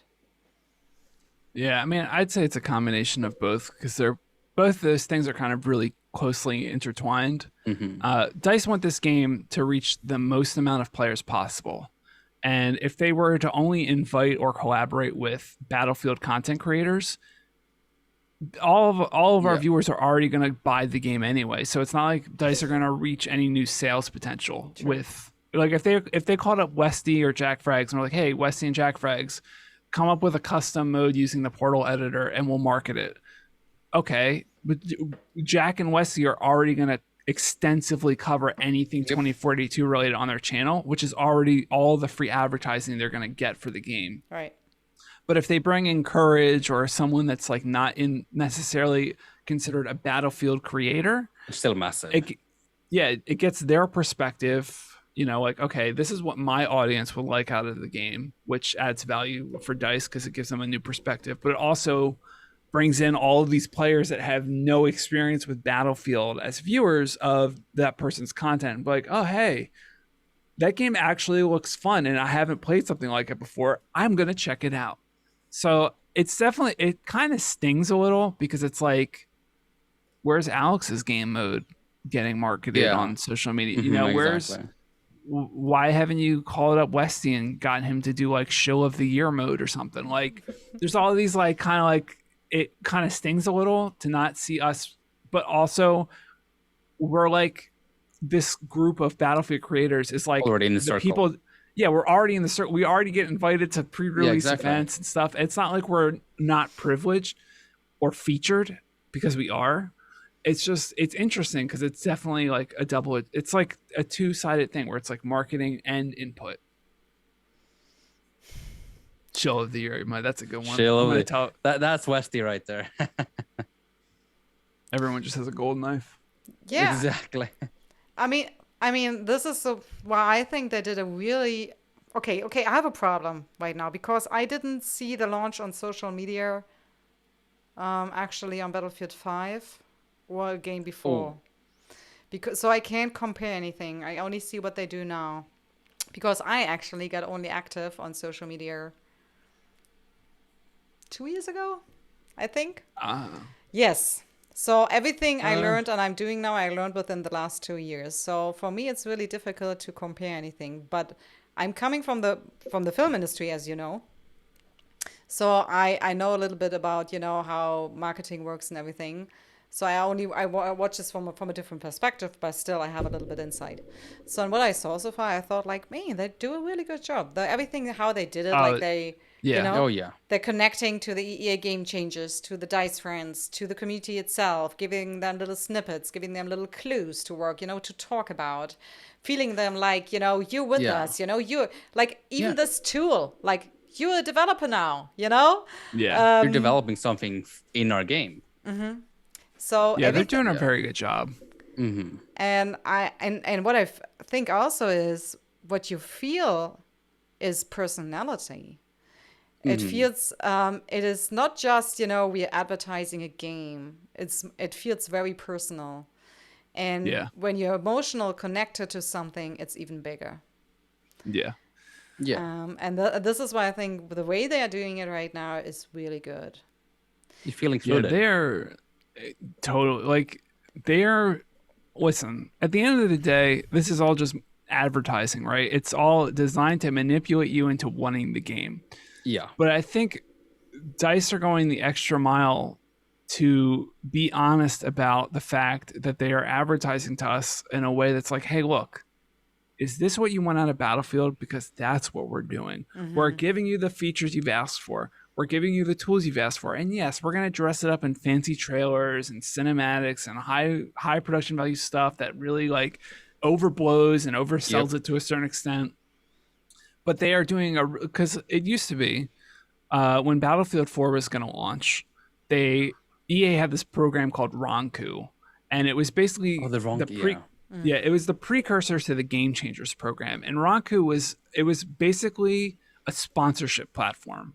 And I'm not going to say it was nefarious or bad, but what I will say is that EA treated it like we're going to hire people to cover the game. And you had contracts that like you could only talk about specific things, and it was really limiting, and it didn't tap into the true potential of content creators covering your game.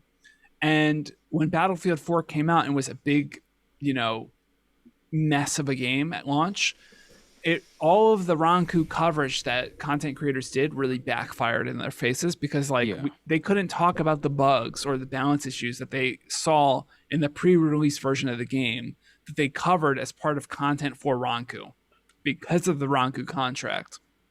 And since then, DICE and EA both have really gotten away from like the TV commercial hire influencers to say nice things about our game mentality and have gone much more towards we're going to involve the community in a way that impacts the actual game itself and also creates marketing for it. And it's a complete 180, and it's something more companies should do. And yes, it skates a fine line between it's definitely the future because including it's honest members, marketing. And people are tired of, you know, everyone is doing like, it's so funny because I recently started to work for a company. I'm not working anymore for it because I was actually tired of doing this kind of ads. And it was exactly that. We were adding videos from influencer talking about a game and then editing it together so it looks shiny, bright, and beautiful. And then these ads were these ads were running on Instagram and Twitter and TikTok, and it is working. It's not that it is not working. Otherwise, I wouldn't do it. But to be behind the scenes as I was and editing everything together, and you know everything is fake and everything is, you know, still they all have to try to be natural and everything, of course, but everything is scripted in the end. Yeah. And this is different. They give us the tools to do marketing for them, and it doesn't matter if you like it or not, but it feels like when you do it, it feels like a good thing to do it. And it is fun. You know, it's fun. You create something. And here was my question to what I said before. Do you feel because of this hype and because everyone is expecting so much right now, as content creators, do you feel a certain pressure right now that you have to deliver? I mean, for you, Alex, it's different because you're maybe as for you, Torbis. So it's interesting to hear both your answers to that. Like, I just can talk for myself. I feel right now there's a lot of pressure because I'm small and I have all the opportunities in the world now to do. And this is kind of a hustle. Do you feel that? So for me, like covering the leaks leading up to Battlefield 2042's reveal was very challenging because I know, as someone that has talked to people that work at DICE and worked with DICE and EA on projects in the past, that what those leaks are is unfinished content that was never meant to see the light of day in its current state. It doesn't represent the development of the game fairly or the game itself fairly. and it spoils the surprise and ruins expectations. It's very negative. But as a content creator that works in gaming news, I have to cover it. I have to be like, this is what people are saying. I can't ignore it. And also, I feel an extreme obligation to be like, it's a leak. It's speculation. Even if someone takes the trailer that's going to release tomorrow and releases it the day before, malicious, like as a leak or whatever, you still have to treat it as speculation, because there could be one scene in that trailer that's completely different, and everyone's going to base their expectations off that one scene, and then in the actual trailer it's different, and it changes your expectations. Like, it's a very tightrope to walk. And the biggest concern I have is that, I think DICE have done a great job of overshadowing the leaks of 2042 by being like, hey, those leaks were nothing. Look at how much more you're actually going to get. And I think going forward, it's like I have to toe the line between being respectful of the fact that DICE are a company comprised of actual human beings doing work, and that leaks spoil it, and that they could potentially release a game that doesn't live up to the hype, isn't technically solid, has problems, and could backfire on us because we covered it so positively so far. Like everything about what they've shown looks great, but it is marketing, and it's tough to say if it's going to live up to the hype. So I definitely feel a lot of pressure as a person that works in this industry to be like, hey, look, we don't know if the game's going to be good or not. The marketing looks good. All of the footage we've seen of it looks good. But also, the snippet of community or custom game mode thing, the robot, all the EOD bots versus the tank, that clip they showed at EA Play Live, when they show the tank's perspective, it's running like 10 FPS. Yeah, it was very rough. And it's like, you know what? Hey, that could be a big fucking problem at launch, my dudes. So, and it's like, finding the line between seeming like a shill and being just objectively covering stuff is so challenging. It's very thin. Finding a balance, and being objective is nearly impossible anyways. Yeah. Right? Like, you're always going to be some kind of biased. And the flip side is, like, if you look at my Twitter, I am constantly making jokes at DICE's expense. I took a screenshot of the EOD bot and the dog robot kind of slapping heads. I put the Brazzers logo on it. And of course, Flackfire and Wesley had to go and retweet it and turn it into a viral sensation. And like, listen, as someone that wants to maintain a working relationship with DICE, they might not make that tweet. But like, at least with me, Battlefield retweeted it as well. So I think they got the joke. They did? I think so. Oh my God. Oh my God! I think I saw it on their page. I have to check now. Oh no! Even if they did, but it's like, look, I don't think they. At least you know. Yeah. They better not. At least I'm gonna keep it honest. How do you feel about it, Torbis? You didn't give me an answer yet. How do you feel about it? I don't feel too much pressure. It's more that if I you don't seem like a character who feels much pressure, anyways. Yeah, no, I'm so with my life, I've taken stuff very much as it comes. I don't stress out about it. But if I do give my opinion and what I think, and if that backfires, it doesn't feel great. And that obviously stuff comes with that. But generally, I generally take it as it comes, and I'm gonna play it no matter what. If it is crap, I'm gonna play it. I played Battlefield 5 every day, so can't really get worse than that. Well, we all gotta give it some time anyways. It's not like you play it at launch and the game is good or not. Battlefield is a intense and complex game. You have a first impression, and then you have to build on top of that. Yeah. And there's no Battlefield game. There's no Battlefield game today that's the same exact game as when it launched. Exactly. Like every Battlefield game is a fundamentally different experience from the ground up. Like balance, map design, like they've changed so much about these games over time. In 2042, it's a live service game, so they're gonna tweak the maps, they're gonna add new content. Like, like when Warzone or Fortnite changes a map, I almost guarantee that that is what DICE are going to do to some of the maps in 2042, where like a new season brings a whole new version of for example, one of the maps. maybe a new event. Yeah, and it's just like, it's like, refreshing them. Yeah, right. It's your opinion's going to change. Like the Battlefield 5 beta had a bug where you would automatically spot people if you looked at them. So, and that completely changes how the game plays. And when we did our first impressions of the beta, it was like, oh, it's really easy to spot people because they automatically get spotted when you look at them. True. But then the game came out and visibility was a huge fucking problem because there was no spotting and everyone blended into shit. So like it completely changes your perspective of the game. Yeah. So it's challenging. It's very challenging. Before we ended about Portal, because it's already super late, and guys, I talked to you before it. We wanted to hit one more topic. Before we leave Portal, is there anything in chat you guys you think we missed, or is there anything you guys here, Alex and Torbis, think I missed? What we should address about Portal? What we should cover?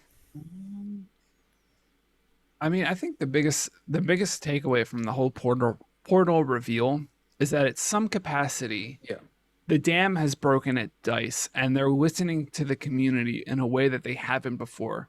Whether or not it's because they think that creating Portal gives them an advantage over competing titles, or they genuinely care about the community and want to give us these tools that they haven't been able to before, doesn't really matter. At the end of the day, we're getting an amazing tool set that, if it works as intended, can be very powerful for the community, and it's a very good thing. And I think there's a lot of skepticism that's totally deserved because of DICE's track record recently. But if there's one insight I can provide as someone that knows what's going on at DICE, a lot of the folks that pulled the studio in weird directions and made Battlefield 5, like, a lot of people moved on from DICE, and there's a whole new boatload of talent at DICE that has only been there for a few years, and they're eager to prove themselves. And no ideas and everything. If you look at the marketing for this game and you think that DICE isn't trying to prove something as a studio, you're crazy. And they're confident. They're confident. That's the biggest thing, dude. They're confident. They're confident in their game, and it's massive. Yeah, because Battlefield 5 could have been great. They could have been like, all right, the Pacific content is here. It doesn't matter. Is the new direction. It's not. We look to the future now. We are not talking about Battlefield now, but 5. I mean, it's okay. Yep. We have the time. Forget that game. So in the chat, I don't see any current questions. We have something big in the end to talk about before I go to bed. We want to talk about positive play, what EA Play is also trying to change within the gaming scene, being more positive, anti-cheat, and everything is connected here. And if you look at that and then look at what is happening right now, what happened last year or the last years at Ubisoft and now Blizzard, and everywhere, I think all of that is kind of connected in a way, and change has to happen. And what we like to talk about is, I think, what are the possibilities for change, and maybe even what are the roots for it. Where can we begin there? Maybe I try to remember right now. We talked so intensely before the podcast about it, and I'm trying to remember where we started actually, because you had some great points there, Alex. I mean, so for anyone that doesn't know, yes, please, right maybe now, explain that. Yeah, thank you. So right now, the state of California, like the whole ass state government, conducted a 2-year investigation into Activision and Blizzard's workplace, following a series of employees coming forward with accusations of sexual harassment, abuse, and it's not just men. It's also women getting harassed or whatever. Like it's men and women both getting harassed in the workplace, but mostly women. And it is so bad and so serious that the state of California has decided following this investigation, they're going to sue Activision and Blizzard to force them to change their company's behavior internally.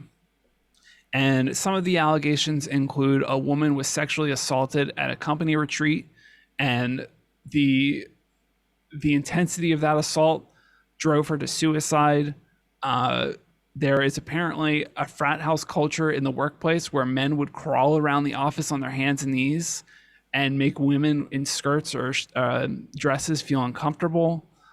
There are all sorts of situations where women were passed over for promotions or raises or recognition for their work that was very deserving, and a male employee got the recognition or promotion. And it is reading through some of the testimony and the evidence that the state of California has levied against Activision and Blizzard, it is some of the worst shit I have ever seen in any way. Like, it is so abhorrent what Activision and Blizzard allowed to happen in their workplace that we all need to take it seriously and care about the outcome of the investigation and the lawsuit, because it speaks volumes about workplace safety. And it's not just gaming, it's not just, the movie industry had the same problem. It's all industries. Like, there should be no workplace in the world where women get treated like this and nothing happens, because holy actual fuck, someone killed themselves because of it. And it's like, just imagine how many more victims are out there that we don't know about. And so I think, we want to propose solutions, I think, as part of this conversation. And I think just collectively we need to accept that, like, this is serious and there needs to be consequences. I think we can definitely agree all on this. I would have one question, because you said like they want to force them to change their culture and behavior. How can they force them? How can anyone force human behavior? It's very hard to make people change. Yeah. Very hard. Yeah, I mean, I think the goal... Did they say that? Did they say that? Like, force them to change their behavior? Well, I don't think that's... They haven't said that specifically, but their intent in the lawsuit is like, we want to advocate for the victims, get financial compensation where it's due. And I think the whole point of California's government pursuing this problem is that they want to make an example of Activision and be like, this is not okay to do in our state. Like, if this is happening in your office, we're gonna find out, investigate, and sue the shit out of you, and potentially shut your company's operations down. Like, they're making a big stand. And like, if you look at other instances where this has happened, it's all been the victims collectively filing a civil suit, or the company itself being like, okay, we have a problem and we have to, make changes and fire people and move positions around and like, give people compensation. Like Ubisoft, there's no like, the government of France isn't like, okay, listen, we're going to shut you down if you don't like stop having like, your seniors sexually harassing and abusing their junior employees.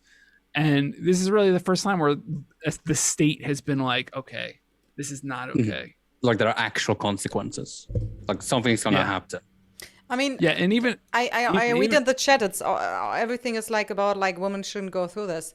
This is not only a women problem. I'm just saying this. There are also problems of racism, and other stuff. So I think it's really a very complex topic, and maybe if you break it down, it's a problem within the society, and where are the roots? Like, where does it come from? I mean, everything is connected, right?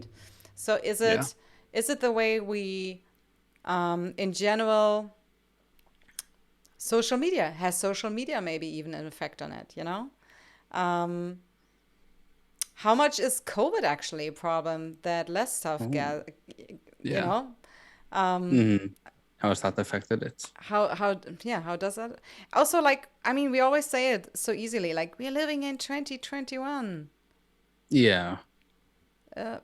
Well, yes and no, right? Like in many parts, if you look on society, we are not very good in developing, I feel. It's more like we're going backwards. Yeah, there are areas where we've gone backwards, sadly.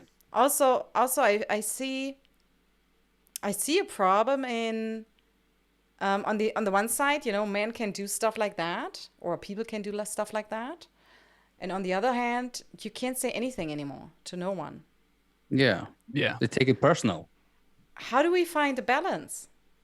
How do we? So, I mean, globally, like society is trending more and more towards being intolerant of bad behavior, like racism, sexism, abuse. Like the Me Too movement has undeniably improved the quality of life for women around the world in maybe not as big a capacity as I think anyone wants. I think we could do a lot more, but socially, like these problems, like abuse in the workplace, racism, bigotry in general, were worse in the past than they are today. Like it was much more common before, it was much less reported before, and it was taken a lot less seriously before now.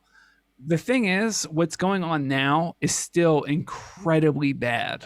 Yeah. It is unacceptable to treat people, regardless of their gender, sexual orientation, or race, the way that some people in our society get treated specifically because of those attributes. And I think socially, we're definitely trending towards being more intolerant of bad behavior and more tolerant of people speaking out and having consequences applied to their actions. But I think it's a very long process. And like the ways we speed it up are with like this Activision Blizzard thing being like, this is not okay. Here are penalties and consequences for those actions that are real and tangible. Like anyone that had any position of power in Activision to shut this behavior down should immediately lose their jobs or go to prison. It's like, you are enabling abuse, and it's like the woman that took her life.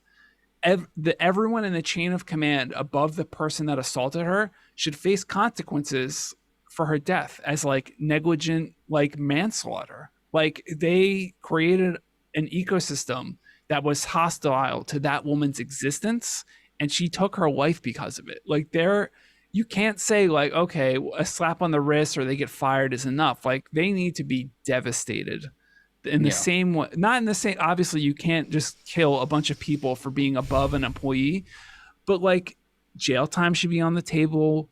Never being allowed to work in the game industry again should be on the table. Severe financial penalties. Like I think anytime this sort of thing becomes public and we find out about it, the immediate response would be, we believe what the victim says, we do a proper investigation, and there are actual consequences. There can be no, like, the whole like Donald Trump presidency is a perfect example of this.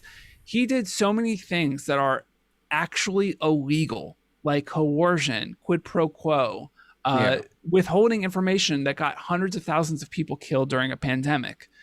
He is responsible for those things, and yet he has faced no consequences. And because of that, it emboldens his bad behavior. So if the outcome of Activision Blizzard versus the state of California is that nothing happens, it emboldens what was going on at Activision Blizzard. Like we can sit here and be like, it was horrible, no one should have to go through that. But if there are no consequences, it just opens the doors to people doing it more. So I think the way forward is like on social media, if you know of a situation like Activision Blizzard, you should stand up and be like, I see what's happening and I want it to change. And like, yeah, like, it's like signing a petition on an online website means nothing. But it's like this idea that, the more people come forward, the more we progress forward towards a better future. And the only way we can encourage people to step forward and speak about their abuse or whatever is by being like open to it and listening to it and taking it seriously and ensuring that there are consequences if what they say is true happened. Good night, Cylon. Have a beautiful night. Thank you for staying here. Cylon is our mod tonight, but he has to go to bed, unfortunately. Nice. But thank you for staying so long. Thank you for your service. I hope you have a beautiful night. No, yeah, back to you. You're absolutely right. I feel we are just at the beginning. I feel like Yeah. all these things, yeah, all these Me Too movements and everything what's coming up over the last year, it's just like now we talk about it, now we know about it, and now we need to find a way how to address these issues. But all these what's the word? I think all this kind of intolerance behavior is something we can't fix just by saying, okay, you're not allowed to do it anymore. Because in the end, Yeah. it's all about people are in their own environment and they feel safe and they feel maybe powerful or whatever it is, what Yeah. their drive is, and they do it. And it's kind of in our human nature that we are all, like Bloody said before, we are all like good and bad. And I guess we need more stricter rules. Like you said, they want to Yeah. force them to do it. So that's why I was interested in like, how do they do it? How do you want to force them to change a behavior through maybe a systematic process or whatever it is, you know? Yeah. Thomas, do you have any thoughts on the whole thing? I haven't read too much up on it, but and I'm not exactly sure what to say. But I mean, stuff has to change. I mean, every every time there's a movement happening, there's like a massive one. Like a few months after, for Drops down? nothing happens. Literally, Yeah. it just stops. Goes quiet and it repeats. There's a new one happening after that. It repeats. Goes silent. Nothing happens. Right. It's only very very small steps are happening towards it. Nothing like huge. That was what I was worried about because I don't know if you remember what happened with Ubisoft. And Yeah. and there was also allegations against one person who was really high within the ranks Yeah. on What's his Ubisoft. name? I I can't think it remember was either. one of the family. It was in his Yeah, family. the In the French CEO guy. family. He was Yeah. friends of the family. And Yeah. then the CEO said like, I don't know anything. I've seen nothing, you know. And this is stuff which, of course, he has to say it to save his own. Yeah. I mean, they have to say that publicly. But it's just, I mean, it's not believable. It's, Yeah. No. Yeah. It's like the PR wrote it, not him. It's like some intern wrote it instead. right? I mean, that's the thing. Yeah. The scale of what is happening is it's impossible to avoid. Like I saw Bungie release a statement about the Activision Blizzard situation, and they were like, you know, at Bungie we don't tolerate that kind of behavior. And I'm like, okay, you were one of Activision's biggest developer partners for And main years. There is absolutely no way that everyone at Bungie wasn't painfully aware of what was going on at Yeah. Activision. And at no point in Bungie's relationship with Activision did they ever say, hey, Bungie as a company has an issue working with Activision because their offices are full of sexual harassment, abuse, bigotry, all sorts of awful shit. And they need to stop it or we are going to leave. They at no point did Bungie as a company take any sort of responsibility for their awareness of what was going on at Activision and act on it. And it's like that's what I think frustrates me so much about these situations is that it is impossible to not know what's happening. Like if you work in an office with other people and one of them gets sexually assaulted, you know, and listen, that's a generalization. It's not true. Victims often don't come forward. There's a lot of like stigma, and it's very challenging for victims to feel like they're in a safe enough space where they can, you know, say something, which is why it goes on for so long. But it's when it gets to the level it was at Activision, it's impossible to ignore it.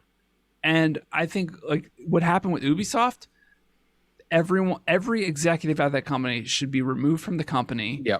And because it starts from the top. You know, I mean, at the board, especially. If you as a boss allow an employee to harass someone, it is your fault that they are harassing someone because you're not taking action against that harassment. Yeah, you have to take ownership. Yeah. You have to take ownership. And It's it's like everyone at that responsibility. company It's should lose their responsibility. jobs. Like it's ridiculous to me. And it's like, so dear Bungie, if you want to make a statement about how great your workplace culture is, maybe acknowledge the fact that you didn't do anything when people at Activision needed that sort of support. And the funny thing is, I tell you that if he would do that, if he would take ownership I don't even think he would lose the job or anything. In fact, Yeah. I think people would even say like, this is great. You know, he's Yeah. taking ownership. Like he's building up trust he actually lost. Yeah, I mean, the analogy I like to make with this sort of stuff is that when it comes to climate change, right? The climate, like all of the climate, like, conversations about improving the situation are like, we got to switch from gas to electric cars. Everyone should have a solar panel on their roof. We should use metal straws instead of paper ones, or we shouldn't use plastic bags. We should use cloth ones at the grocery store. But the reality is, us as individual citizens account for like 0.1% of the total energy output of our country, right? Like the oil and gas industry, like an oil boat, like an oil carrier going across an ocean uses the same amount of energy as an entire city to get across that ocean. But like the city uses that amount of energy in a year and the boat uses it in like half as much time. And it scales wildly across industries. Like, like if the entire state of California was covered in solar panels, they could power every home in California and the nation forever. But it's like if you think about it, it's like, okay, that's not a lot of power compared to the fact that like in China, they have factories that use the same amount of power as entire cities in America.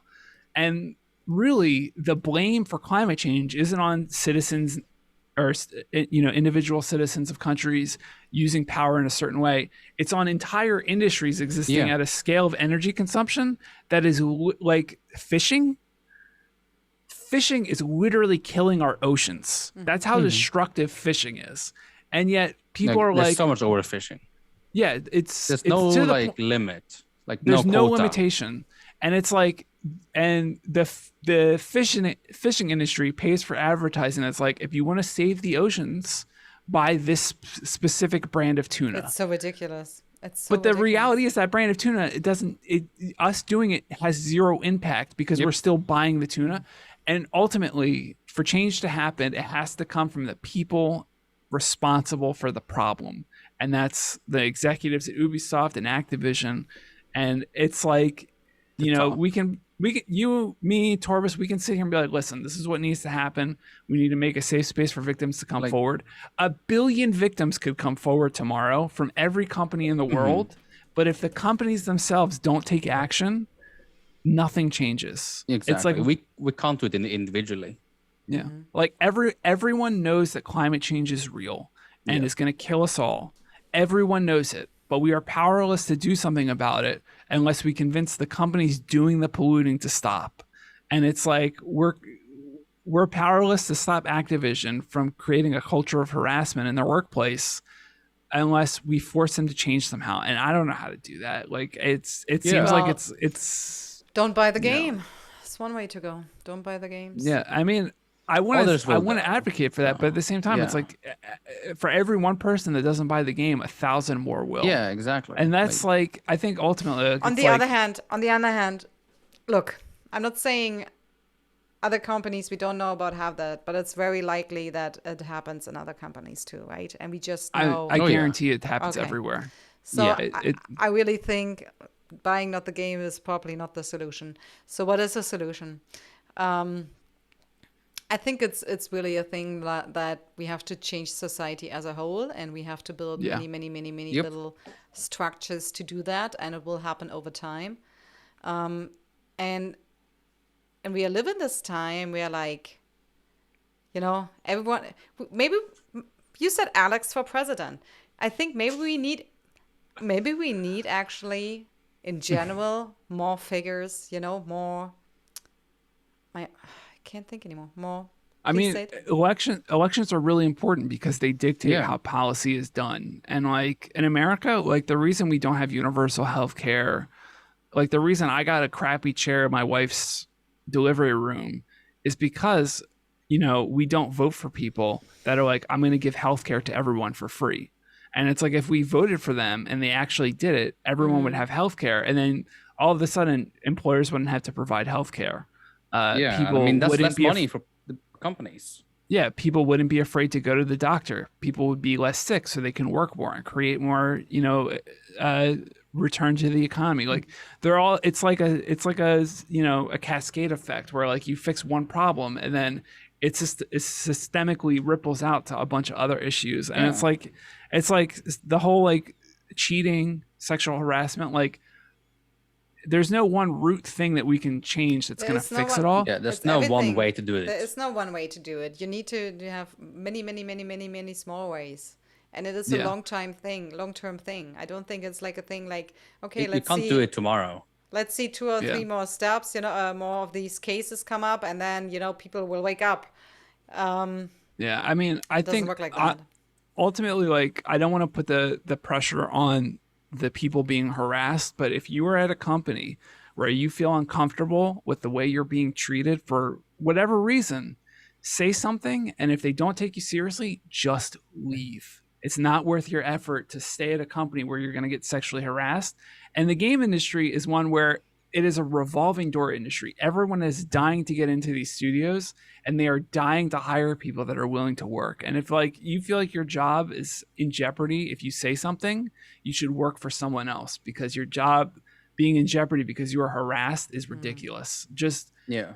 I'm not saying that victims have to take it on themselves to enact change, but what I am saying is if you feel like you're being victimized, you have to do something. You got to speak out, you got to stand up for yourself, you got to get help, call the police if you have to, and if no one takes you seriously, you got to just I hate to be the guy that's like you got to leave, but like these companies don't deserve your time or presence as an employee if that's how they're going to treat you. And like in America, it's really hard to say that because we have very few unions protecting people in these industries. Yeah, I And was just finding a new thinking. job can be hard.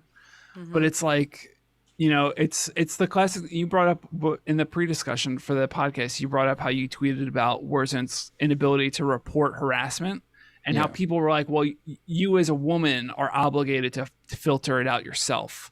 And it's like, Yeah. I understand what I'm saying is like you as an employee are obligated to filter it out yourself and that it shouldn't be like You that. said it so but it's- nicely. I have to say it Yeah. as it was. If I can't take it, I'm a pussy. I mean, he's Yeah. right. Yeah. It's but- ridiculous. But And but you can't make it like it's your problem if you can't take it. Yeah, And- exactly. Yeah, definitely. Definitely. But that's what I'm saying. Like what we could do as gamers is change this kind of toxicity within the gaming scene. I think this is what we Yeah. can do. Yeah. And maybe this is what everyone can do. Everyone can try to do something better within their circle they are in. And if everyone does something small, and then you don't have to be like, all the time like the policeman, but maybe it's more about what can we do to create a space where we all feel safe, where we all have fun and lighten it up. Also, many times if people react toxic, it has nothing to do with you. It is because of their own insecurity or because Yeah. they have a shitty day or a shitty life or whatever it is. So yes, don't take it personal. I think in that point that dude was right. But again, everyone has a day you shouldn't where, have to Yeah, not take it's it not personally. nice. where you Yeah, take it exactly. personal. So Yeah. Yeah. we all have to find a way, Yeah, the I problem- guess, around it. When people say that, what they're saying is the issue you're facing is caused by you. When you look at it, it's very obviously you being harassed, which is someone else's problem. Yeah. And I think ultimately, like, if you like playing games and you don't want to get harassed, you got to start your Discord server. You got to find people that play like you, that think like you. Yep. And if you see people joining your Discord server that are toxic, you kick them out. You say, fuck off with that behavior. We don't stand for it. Goodbye. Don't And wanna the more we cultivate that. ostracize, the more we, it's like the idea of like, if you get caught cheating in a game, you only get to match make against other cheaters. Right. We got to ostracize these people to the point where the only interactions they have are with each other and they don't get to victimize. They don't get to feel welcome or safe. Like, we got to, like, the whole reason, like, police policy in America is even up for debate at this point is because people took to the streets in mass protests about it. And someone in the comments was like, people in the state of California should protest about these companies having such toxic workplaces. And I totally agree. Like, if a story breaks about, widespread systemic sexual harassment at a company, there should be a protest in the streets. People should be like, this is not acceptable. And like, the funny thing is, WoW players are doing it. Like, they're I know they're this one. grouping up in game to protest and canceling their subscriptions. And I think when it comes to like, don't buy the game, like, that's like the best we can do. And it's bad. The situation's bad, and it shouldn't be on the victims to fix it. But it's at some point, like, we just got to make our own thing. We do.